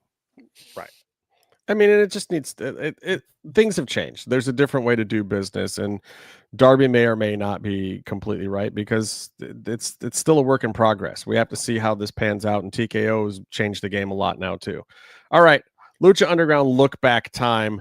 Harken back. You're not doing the AAA crossover thing? Yeah, we'll come back to it maybe.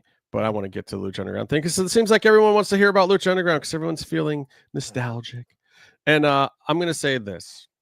I want you to harken back to a time when 9 years ago, when a not so young Ricky Banderas was wearing his pajamas to the ring every week as pajama bottom wearing blue pants Mil Muertes in the very first Grave Consequences against Phoenix, because that's the episode I want to look at this week. Season 1, episode 8. And really that match more than anything else, though there was a really fun cage match, 2 big gimmick matches in the same episode, a big cage match with Cuerno and Mundo, Cuerno and Muna, which was great. But the Grave Consequences match was one of my favorite coffin matches of all time, since we've been talking about Darby Allin. Byron, were you at this one? I don't know if I wasn't going to Lucha Underground yet then. I don't think so, because I remember maybe I don't know. I feel like I wasn't. No, I wasn't. This was before, because I remember there were a couple sort of changes in direction that Lucha Underground went, and this was the specific storyline with Son of Havoc and Helico and Ivelisse. It kind of started to take a turn here, because they felt like they were doing a lot of old school old school stuff where like Angelico would do these overly sexualized spots with Evilise, like painting her in sexually suggestive ways, not taking her seriously. And I don't think people responded well to that because it wasn't great. So I remember reading about that and watching it. I was not there for that. So that's the thing.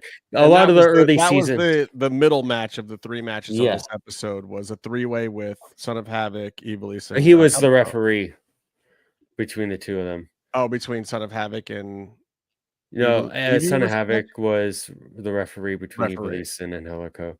Gotcha. But there were a few things like that in season 1 that they sort of took a turn on. Oh, Brent, why? Dude, Matt Cross is a hometown boy. I'll tell him you said that, Brent. No, I love Matt Cross. Oh, yeah. Okay. Matt Dog. I don't want to. I hope he's doing well and I hope he's working and he loves wrestling and you got to respect that about him. Yes.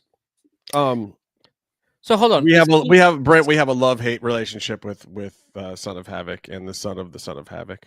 Is Queen Cuerno's mask the mask for the show? Like the logo? No. Oh, no. It's just a sort of generic Lucha drawing. No. I mean, for Lucha Underground. No, it's not the same mask because the King Cuerno mask has these weird square patches. That's kind of a huntery thing that's supposed to be going on there. And I have a King Cuerno mask, by the way. To be plain. Did you guys like a real one? Have a King? Yeah, you got one from S. I got one. S. I know a guy who knows King Cuerno. I think Johnny. It's S by Escobar. It's my new favorite cologne.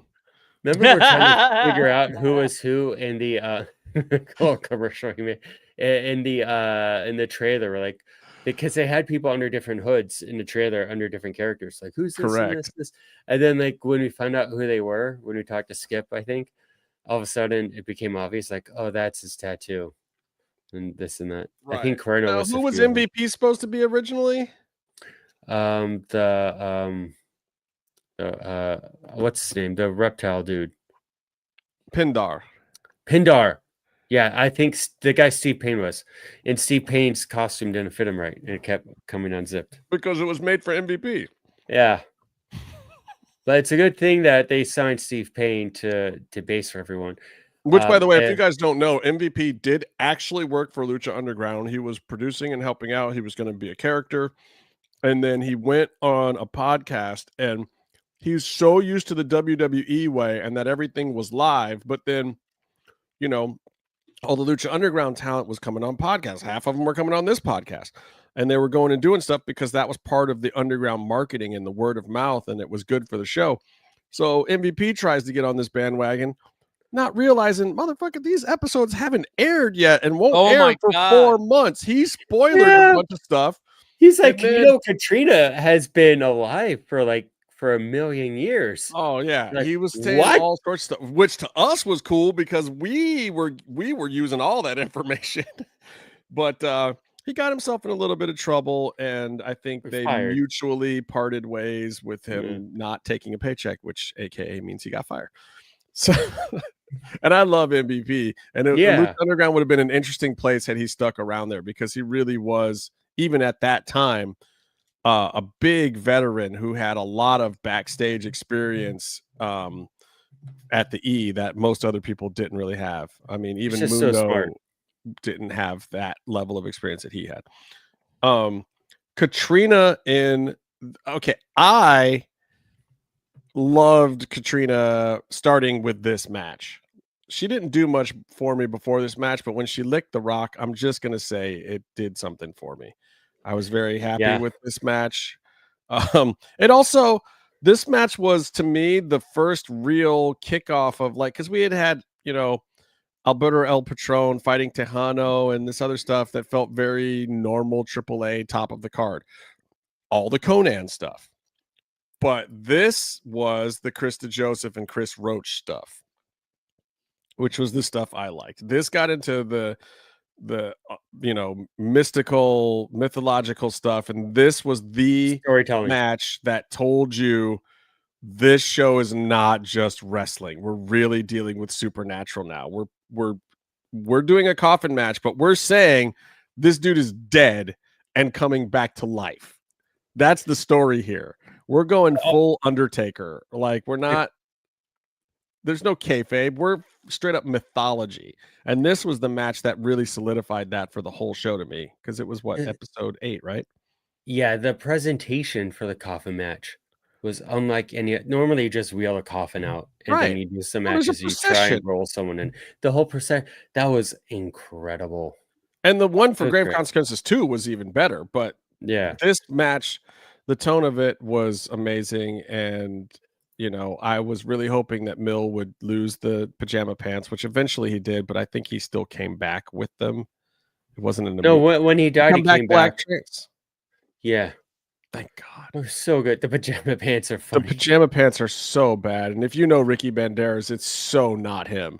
Like the black outfit, like it was just a minor change, but it made the character so much more him when he came back. Because he's freaking Judas Messias. I mean, so it was kind of smart to start him off like that. Just like when Okada first debuted, he looked more like Yoshihashi, and his Rainmaker was a much goofier version. And he came out, and everyone's like, "This kid sucks." And then when he actually came out for the match with Tanahashi, he was cleaned up, and he was the Rainmaker. Just like when Mil Muertes comes out, and he's in his like black or dark purple gear, he looks way more legit, and just his aura looks more pissed off. You know, the next wrestler who needs a serious makeover is now officially Kenny Omega, right? I was glad to see him on the show this week. He should have been on the show last week, but he needs a haircut and a sit-up machine. I feel like he's not in a shape. He's not leaned up, like, because of his injuries and stuff that we're used to. But yeah, he is getting that kind of Johnny Mundo hair. Daniel, have you gotten to this episode yet? Once you get to episode 8, let us know, because again, I think it's a pivotal thing. Like, the show didn't really get its legs until the middle of season 1. And it still did a lot of I don't mind the AAA stuff at all. I just didn't like, because some of it was very run-of-the-mill AAA stuff. And, you know, that I felt like some of that dragged the show down until they really figured out how to incorporate those matches, and that it was really the kind of matches that were opening on AAA that if you put them on the mid-card of Lucha Underground, like the Drago Aerostar kind of matches and the Phoenix stuff, and they're bringing in Phoenix and Penta, and those guys eventually worked their way up to the top of the card. They were just supposed to be opening match guys when they came in. Yeah. Well, I mean, Lucha Underground in that respect and other respects that people talk about all the time revolutionized and changed the industry, changed people's fandoms for wrestling. But you also look at, this is supposed to be some show. I'm sure AAA didn't really have it on the radar too much as they're developing it. And they're like, it'll be what it is, blah, blah, blah. Let them have some fun. But it basically took a bunch of their sort of no-name beginning of the card or top early match talent that they didn't want to do much with, and it made them huge stars because they were all very talented. But then they got the avenue, and they got someone who presented them at their best, and all of a sudden you have guys like Aerostar, Drago, who are doing a lot better. You have guys like Phoenix and Penta, who all of a sudden, instead of opening matches, need to be in their main events, and then they'll have another long. And I knew nothing about Phoenix before Lucha Underground. I had seen Penta a whole bunch in his feud with Aussie Suicide. I had seen Drago. I was a huge Drago fan. Coming in, I knew who Tejano was because he had just won the Mega Championship. Tejano was doing well beforehand. Yeah, and you know, I knew Alberto El Patron and Blue Demon and those guys. Of course. Some of those guys they brought in heavyweights, but like you also, and I knew Macias too. I had watched all of Macias and Vampiro stuff from Puerto Rico and IWA or whatever that was. Like, oh god, the stuff they would do, hopped up on painkillers and cocaine. Oh, hopped up is the word. Hopped up. It was good shit. But like it became. If anybody wants to know how old Mil Muertes, aka Macias, aka Ricky Banderas is, good luck. First of all, if you go back to tape trading days, he's on those tapes. I think he started wrestling in Puerto Rico in 1970 when he was 2. I don't know. Like, I think they based the Mil Muertes gimmick off of him. He is eternal. he is eternal, and he looks exactly the same now that he did when I first met him 10 years ago. But to my point, this launched a lot of problems business-wise for AAA, and they did get into a lot of issues. Like Phoenix and Penta quit, came back and quit. There's IP issues. Just it jammed up their business for a minute. I see the Rock thing that you said. That's nuts. Yeah. I'm looking at it right now because I didn't watch it before. But this match was great, and Mil Muertes bit into Phoenix's bloody face through the mask and then spit into the crowd. Got the camera guy and fans covered in Phoenix's blood and his own spit. Now, a wrestling show, a lucha show, shit's gonna happen. This was not that. This was a Hollywood TV production. Right. So they were most of them have never really been regularly to wrestling shows like that. This was something. Having to do the disclaimer, the bodily fluids chant Bodily disclaimer fluids before the shows. So if you went to Lucha Underground Live, they would do this disclaimer thing, and you see it at wrestling shows all the time now. But Lucha Underground was the first time I had ever experienced it, where she would go through this whole list of you may experience strobing light effects, shaking stuff. Wow. And you all cheer. Blah, blah, blah. And then you cheer after everyone. And then she finally gets to the last one and bodily fluids. And then it would start a bodily fluids chant every single week. It was the grossest thing ever. But that's funny, though. Bodily fluids was definitely a part of Lucha Underground, especially where we tended to sit, which was on the front row of the bleachers over by the office. It was I'm trying to think of how many times I got bled on. This is a few. I know Marty the Moth bled on me intentionally a couple of times because he's a dick. He says hi, by the way. I'm trying to see if we can get him Marty. on in the next couple of weeks. He does a thing. He does a Twitch thing on Wednesday nights. So we're don't watch his Twitch thing. Watch this. You didn't hear me say that directly. Yeah. But he also doesn't wait for Tony Khan to finish his show. So he was done like 3 hours ago. Smart. Because he starts at 9 on every Wednesday night, I think. Anyway.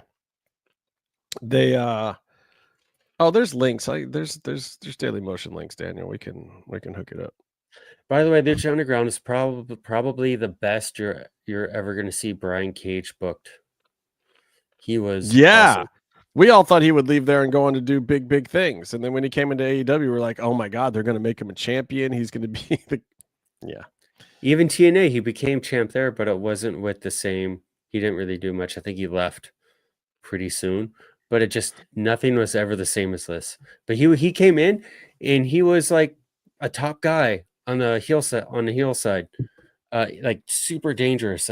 He ripped the original Lucha Underground. Sorry, spoilers. He ripped the original Lucha Underground Championship belt in half. Yeah. So that they could retire the prop, get the write-off, and make a new one and get the budget for it. They literally, if you talk to Eric Van Wagen, they had to destroy that belt or they were not going to get another one in the budget. So they wrote in him ripping the belt up or something.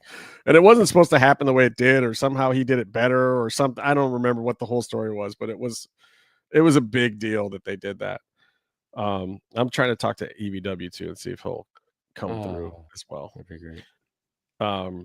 So, and if you guys haven't watched some of those, if you're into Lucha Underground, go back and watch some of our interviews with Eric Van Wagenen and Chris Roach and Krista Joseph, the writers and showrunners from the show, because they've all been on here. And Skip Chasen too has been on the show as well, who directed and created the entire vignette style of Lucha Underground, who was also an executive at the network, at El Rey Network for Rodriguez. He was basically the voice of Rodriguez in the show. It's crazy, but to think about it, but the first few episodes, the show started off with a much more telenovela vibe. Yes. Like the Vaseline on the lens and soap opera stuff and blah, blah, blah. And then Skip came in and made it gritty, made it. Speaking of Vaseline on the lens, you know who I should call to come through again? Who we haven't seen in a long time? Carmen Perez, Captain Hotness. Okay. She lives in the Norway? Netherlands now, I think, and she's the announcer. She's on a show called The Royals on Netflix. That's a hit show now. No, she was the police detective in the last couple of seasons. She was one of the actors that they brought in. Pure actor, did not wrestle at all, but was a big part of Lucha Underground and always loved the whole thing and loved coming on the show and talking about it and stuff because she got to be in this weird part of it. But she never really got to see a lot of the wrestling. We were all the opposite. We didn't get to see the vignettes until the show aired. She didn't get to see the wrestling until the show aired because she wasn't there for a lot of it. She only came to, I think, 2 or 3 actual wrestling tapings. But anyway, Lucha Underground, great times, good times. Tony, you want me to go back to this one? Do you want to talk about this? I just had one thought on it. Yeah, it's okay. Let's talk about it. So, I just kind of thought it was a little interesting too that Io de Dr. Wagner Jr. I love that. Can we say that? It's such a mouthful. My Spanish is not even good enough. It means son of the son. Son of the doctor, who's also a junior. Who's also a junior, yeah, basically. But he's not Wagner the third because he's not a doctor. No. The thing is that he is proud of being son of Wagner Jr. Right. That is that's what he's trying to refer in his long ass name, which I respect. It's fine, but I mean, he doesn't care anything about Dr. Wagner Sr. No. He's that. It's the weirdest fucking name ever. And we need some kind of good abbreviation for it. EHDDWJ. Just so you guys know, Daniel, it's from the same city as all these people. That's why he's so proud of them. Of the Wagner family and Andrade and everyone else. Well, and I've really grown on Wagner because at first I wasn't keen. I was like, because I was a big Dr. Wagner Jr. fan. You know, bien. That was my dude. Were you a fan of his Instagram too? Okay. Yes. Okay. Shut it. So I thought it was interesting. So they're doing a Latin American title versus, or maybe they're not. I don't even know because the match announcement was so weird. But Ethan Page, it was very confusing, to be honest. Wagner and Ethan Page are facing off. Half the promo was in Spanish, which I love. I think it's great. They need to let more talent do that. I have an objection, but go ahead. You didn't like that he did part of the promo? I love when they allow us to speak Spanish, especially the Spanish-speaking people.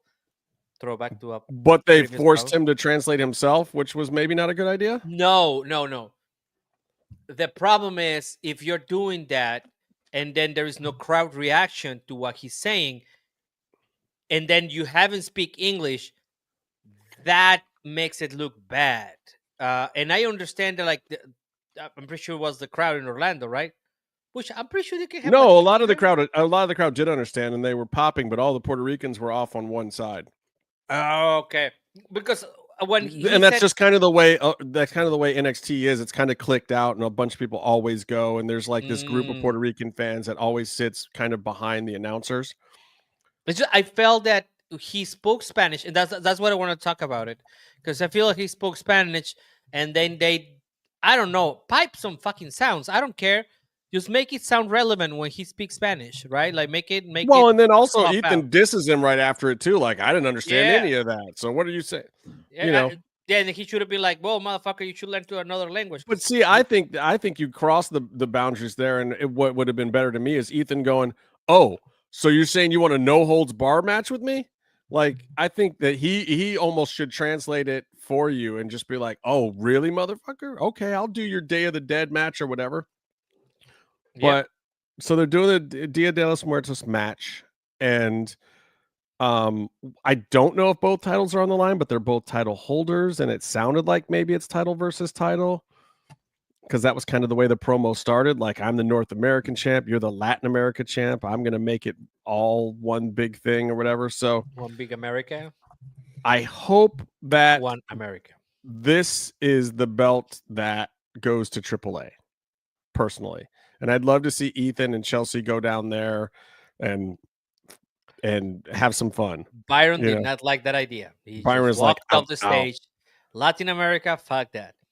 No, he left us a message in the private chat that everyone else can't see. It says, "I'll be right back. Gotta take a monster crap. I didn't watch this show anyway." That's not what he says. Anyways, I am really hoping it will be great. And I think that, in this idea of talent exchange, I think they should try to push these guys the most that they can, because I really like. First of all, I really like the mask.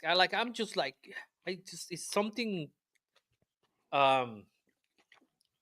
I don't know how to say that in English. There's something just like very Mexican to the mask, that it goes beyond race mask or what? She said, "I'm always putting I somebody know, over." I saw that. Yeah. So I just really like the mask, but I also like what he said, like the way he said things. I think that was a really great promo. Like, he's super solid now. Like, he's come a long way in the last few years. Like, I remember seeing him at the beginning when his dad lost the mask, and he was just starting out and doing stuff, and I was like, yeah, whatever. Like, I wasn't really feeling it, but that's because I loved his dad so much. But now it's probably, like I know what you mean. Yeah, I haven't followed a ton of his stuff for the last couple of years, but now seeing him again, and I've been watching him for like probably the last 4 or 5 months. I've really caught up on what he's been doing and watching his match and everything. Like, the kid's got it. He got it, and he got it fast. He's money, and the in ring is great too. I mean, like, the gimmick is good, and it feels different than his dad, but he's inhabiting it. And I just, my concern with the whole thing, and the whole reason why I brought it up and why I think it's a hot take, is because I don't see this working if a AAA belt comes to NXT. I see this working better if an NXT belt goes to AAA to start. Then later, maybe you do it the other way. I just don't know if WWE thinks that way. I think that they think, I don't know, that there's a hierarchy here, and TNA and AAA are below NXT, and then NXT is, and I don't think they should be looking at it that way. I think they should be looking at what is the best way to bring the Latino market respectfully into their market. Oh, I think that if they give him the title, that will put a lot of the AAA eyes on NXT immediately, and also, I think that it will give him this, because my fear is that, of course, you got Phoenix and Penta and Ray. So somebody was mentioning in our chat that that they're gonna start taking masks off, and that will destroy Latin culture. Like, that will destroy Lucha Libre immediately. You cannot have that happen. Well, here's the problem with it. WWE, and this is a little bit of an AEW issue as well, is they won't pay mask match rates. And for people who don't understand Lucha Libre culture, here the thing is, you work up your gimmick to a certain point, whether it's you're the pretty boy with the long hair, whether it's the mask, whatever. The Apuestas matches make sense because it's a big payday. The guys get paid more to lose their mask. And it's a big deal. It's a traditional thing. It's a passing of the torch. A lot of times it's quadruple at least of any regular payday for most of these guys. It's typically the biggest payday of their whole career. And you're expected to get more. WWE's not going to do that. They're not going to pay for somebody's mask. And it's one of the reasons why a lot of people still to this day have an issue with Rey Mysterio, because he took it off for WCW without getting any more money for it. Yep. And that's still an issue. I like. And a lot of people criticized him for it, and he put it back on. Yeah, he takes photos without the mask with the family and posts them on social media. I mean, because he's already lost the mask. He didn't do that before then, but now it's like, we know what Oscar looks like. So now he's running around, and he just put up a couple photos on his IG the other day that have 1 million hits on it with Oscar with his dyed beard and not knowing and not being in the Rey Mysterio mask. I think that when I run up on him in a restaurant and ask for an autograph is all I'm saying. I won't. I think that And for AAA, I agree, Daniel. He is one of the bbest juniors in Lucha Libre right now. and then later on, he's like, in this case, junior son. Yeah, a junior, the son of a junior. Hijo del junior. So weird. So son of the junior. Son of the junior. Bizarre. I hope that it goes like I hope that it goes to AAA. I hope they have him on the show, and then they can have him also. Just do the same thing they're doing with Dom, but have him as a AAA wrestler come to right. And I feel like they keep WWE. I feel like they keep doing it the other way, where it's like, okay, we have to do the WWE talent has to elevate the brand by them holding it and whatever. I think this is one case where the belts are not the most important belts in the world, and I think you can do that the other direction this time. Like, let AAA take the fucking belt for You know what? In my head canon, I think the women's North American championship is more important than the men's for some reason. I don't know why. Maybe it was because the women's everything on NXT is probably more important, even though you've got some good dudes in there now. Something about the women's division there still resonates 80% better than the men's division. And I think Ethan does not need the title. No, I think it's good for his character if he loses it, because he can be a whiny brat and still be great television. And if they do something with Chels too, like, send Chels down there, let her have fun with the Los Toxicas, like actually team up with them. It would be amazing. Well, I don't think she should face them. I should think she should team up with them and beat up Lola or something. It'd be fun. I think they have 2 shows coming up with AAA. They have Héroes Inmortales, right, and then they have a show here in Monterey. So,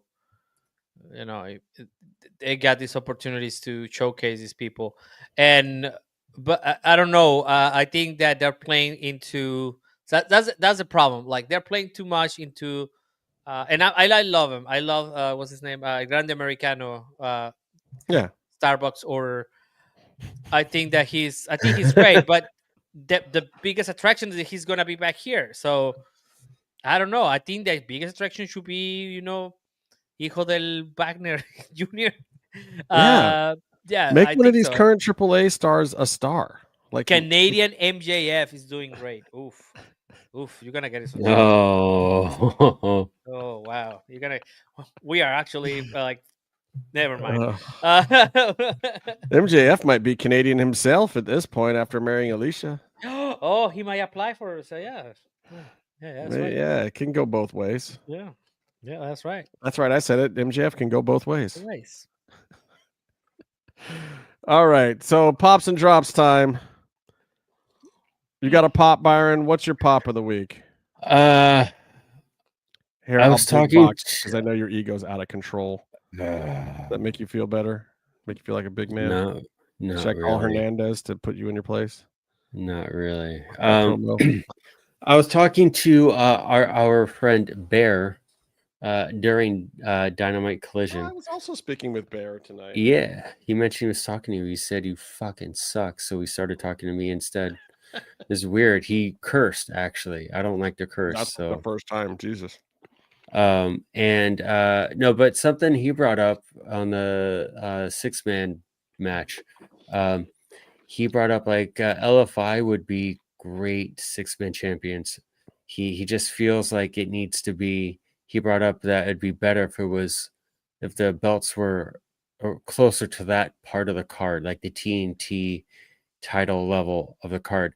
And we started talking about it, and it made a lot of sense. Like, it makes sense. Death Riders had it as part of their taking over storyline, and then you needed a group of single sort of main eventers to get together or close to get the belts off. You needed big stars to get the belts off Death Riders, but you can't do anything storyline wise with the ops and those belts.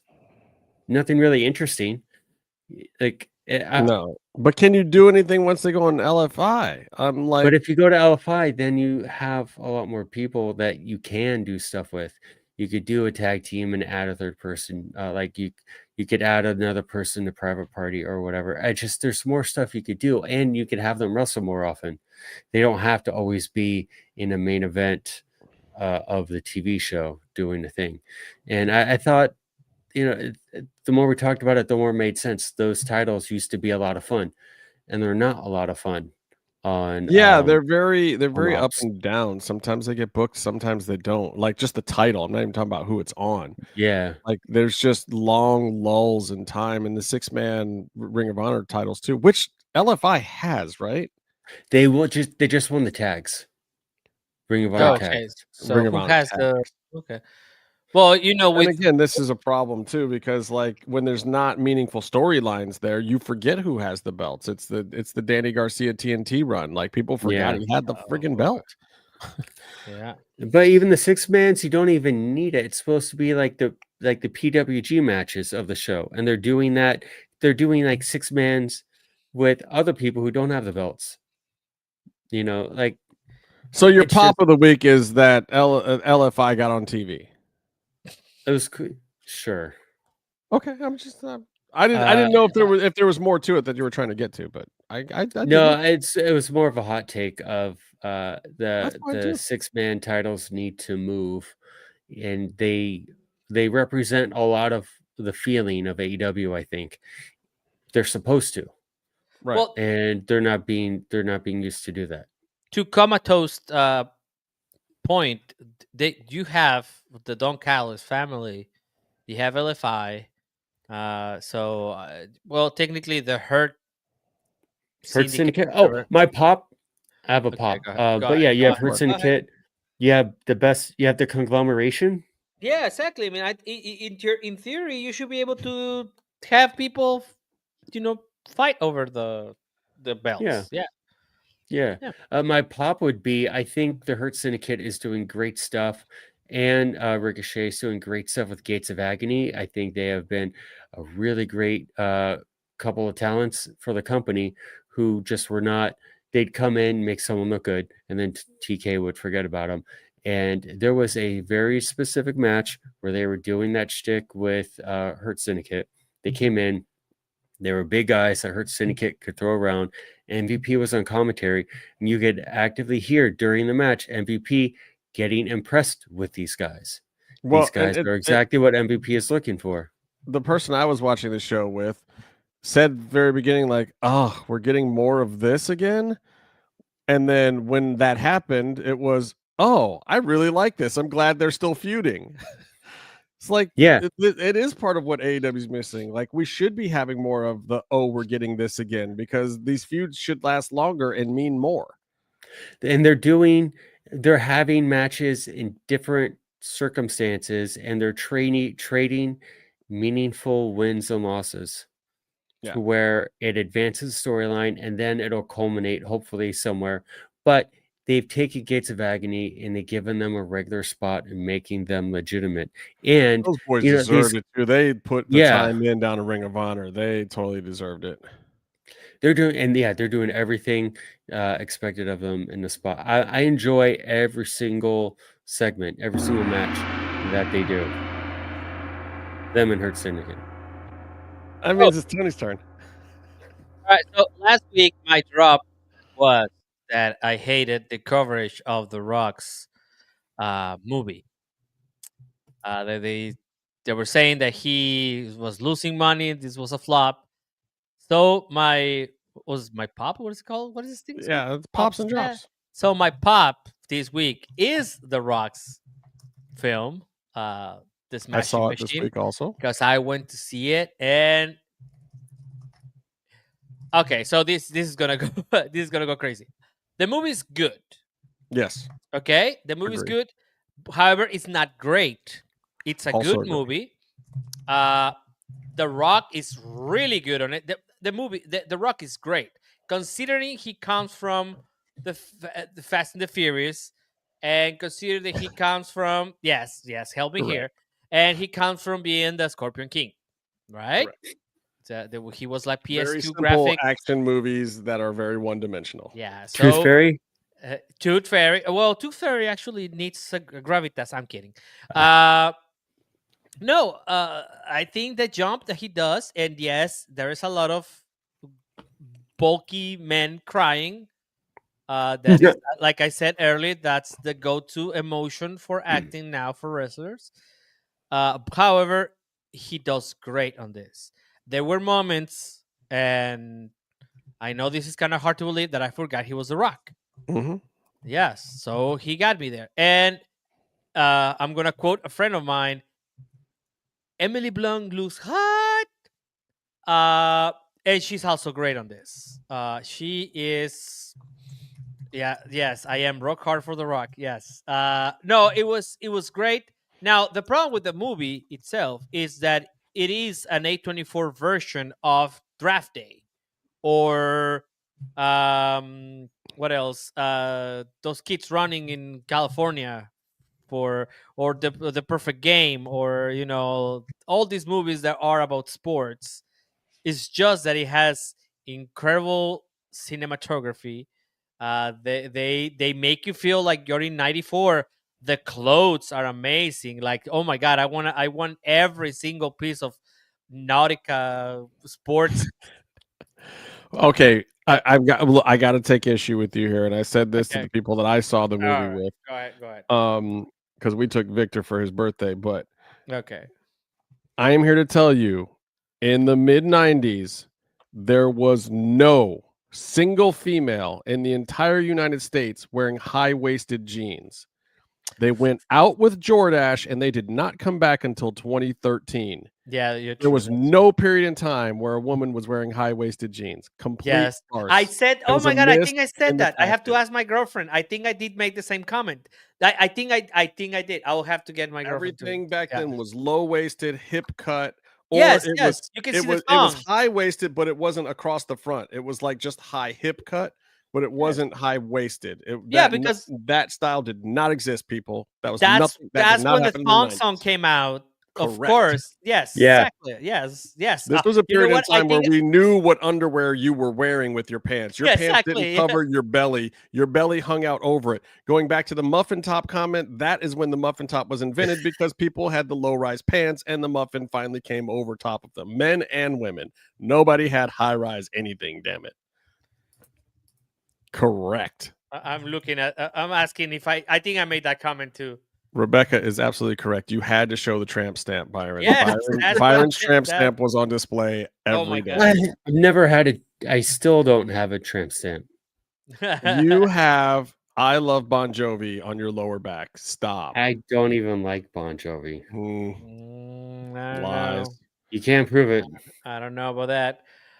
So that's my pop. I think the movie was great. I think I've been to the movies too many times this week. I've been 3 times to the movies.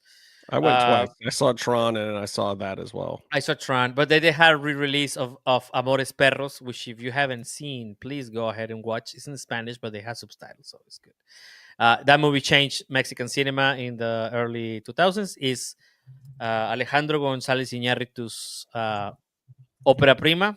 Yeah, it's amazing. Anyways, so yeah, the movie's great. I don't know if the movie is gonna get any kind of word, but The Rock should get at least nominated. I love the gong. I'm using the gong all the time. It's a lot more fun when it's done for other people. I see now.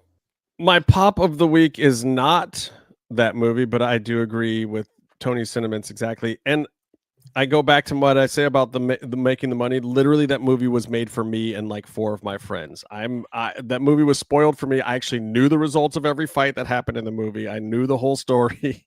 I'm that guy that watched Pride Wrestling in the late 90s. Anyway, my pop of the week, I kind of had 2. But I'm going to give honorable mention to Mike Santana for finally winning that the big belt. I'm very proud of the guy. I think he just really has shown that he is the future of the business. He's the current of the business. He is what is happening now. He's the man. He deserves it. He deserves to lead that locker room. He deserves to lead it into the future. I hope he has a nice long run, that he is the face that they push into the next TV deal, because I feel like Joe Hendry is moving on. He's the guy. But my actual pop of the week is not what I expected it to be. It is Maxine Dupree. She had a match with Becky Lynch last week that did not deserve to be any good. I don't know what Becky's deal is. Becky is garbage half the time, but sometimes, every now and then, when I least expected it, and I just am totally done with Becky and want to write her off as even being a part of the wrestling industry, she does this. She did it with Trish Stratus in that cage match, and she did it here. Maxine listened. Becky led. Maxine listened. They did everything right. This is the best that Maxine has ever looked. And that poor girl got called up fast. She got thrown in the deep end. She has done her best to swim the entire time. She's put in the work. I'm here to tell you, I've talked to other people. She goes to the dungeon and trains with Natty and gets beat up by men. She goes to all of the extra performance center things. She shows up early on TV days and is the first one in the ring every single time. Maxine deserves your respect. Whether she's doing it well or not, you can criticize how well she does it, and hopefully she takes that criticism as constructive. But that girl is putting in the work right now, so she can guarantee that she has that kind of match with everyone she goes into the ring with. So I have to give Maxine Dupree my pop of the week because the kid just put in the damn effort. Byron, you got a drop? I already. Oh wait, I got a gong myself. I said the drop and then I said the pop. How do we take this away from him? I forgot what they both were. How do we take this away from him? My what? drop is the gong. No, I'm kidding. Justin is drunk with power now. All right. No, I don't have anything. I think I'm done with wrestling for the rest of the month. Sweet. I will tell you my drop, and then we'll get the hell out of here. Kalani Jordan. Kalani Jordan was an absolute fail to me, and I'll tell you why. She's going over to TNA. Sorry, Rebecca. They didn't. I'll explain next week. Go ahead, bro. Oh no. I'll tell you guys later. Oh, in response to this, this is a good one. So this will be fun for next week. But anyway, so Kalani Jordan is my absolute drop of the week. Total fail. I was happy to see Ash by Elegance kind of relinquish the belt and kind of tell everyone backstage that she wanted Kalani to be the person. That was great. That was super cool. Kalani has done better in NXT. Here's my problem. She's now a champion. She's coming over to TNA. She doesn't have the producers and the guidance and the rule structure that NXT imposes on her. So she immediately gets to lay out a match with Indy, and Indy did a great job trying to carry Kalani quite a bit. But Kalani has the problem I was talking about earlier.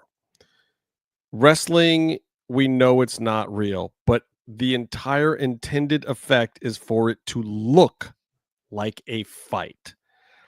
I don't mind the athletics. I don't mind the gymnastics. Sol Ruca has learned this lesson. There has to be a certain level of aggression. There has to be a certain level of selling the offense as well as taking the moves and the defense. You have to look like it's some kind of fight. Not that we're just going from one choreographed move to the next choreographed move. This is not Cirque du Soleil. The entire point is we're living vicariously through these people getting out their aggression in stories of good versus evil. That's right. First of all, I felt no good versus evil in this match with Indy Hartwell. Second of all, I felt no real aggression. I questioned 5 minutes into this match what I was even doing watching this thing. It was just an exhibition of people running around. If I wanted to do that, I'd watch professional cheerleading on ESPN because it is very good and exciting. But it's that because it's supposed to be that. This is not supposed to be that. This was an absolute fail to me. And I think it's because she didn't have the guidance and the guardrails of NXT and the WWE here. She cannot be trusted on her own to do this. They don't have Gail Kim over there right now. I don't know who was the agent of this match, but they deserve to have their hand slapped too. And if I see one more person throw a lariat where they stop at the chest and barely bump the person and they don't at least put their arm around on the side, they're just wrong. can't do You don't it. want to tear a Can't stand bicep it. muscle though. Oh my God. It was horrible. And I like Kalani Jordan, but this match was not it. She needs more guidance. Take the strap off of her now. She proved in one match that she does not deserve it. That is my drop. That is my hot take. F that match. That was terrible. I can't believe they made me watch that. Other than that, the TNA pay-per-view, by the way, was excellent. Loved all of it, except for that. That's it. That's all I had to say. Guys in the chat, first of all, thank you all for joining. I'm so happy that so many of you are Lucha Underground fans. It's part of what started this podcast, even though we don't spend a ton of time on it anymore. We love to give little tastes of it here and there. Hopefully we'll have some cool guests from back in the day come back through again soon, so you guys will get to relive a little more of the Lucha Underground magic, as we all will. And I'm very happy that you all have joined us. Please come back next week, when hopefully Tony Khan will not do a 3.5 hour show, because we're always going to come on after whatever he does on Wednesday. Don't jinx it. Don't. Oh, God. Son of a bitch.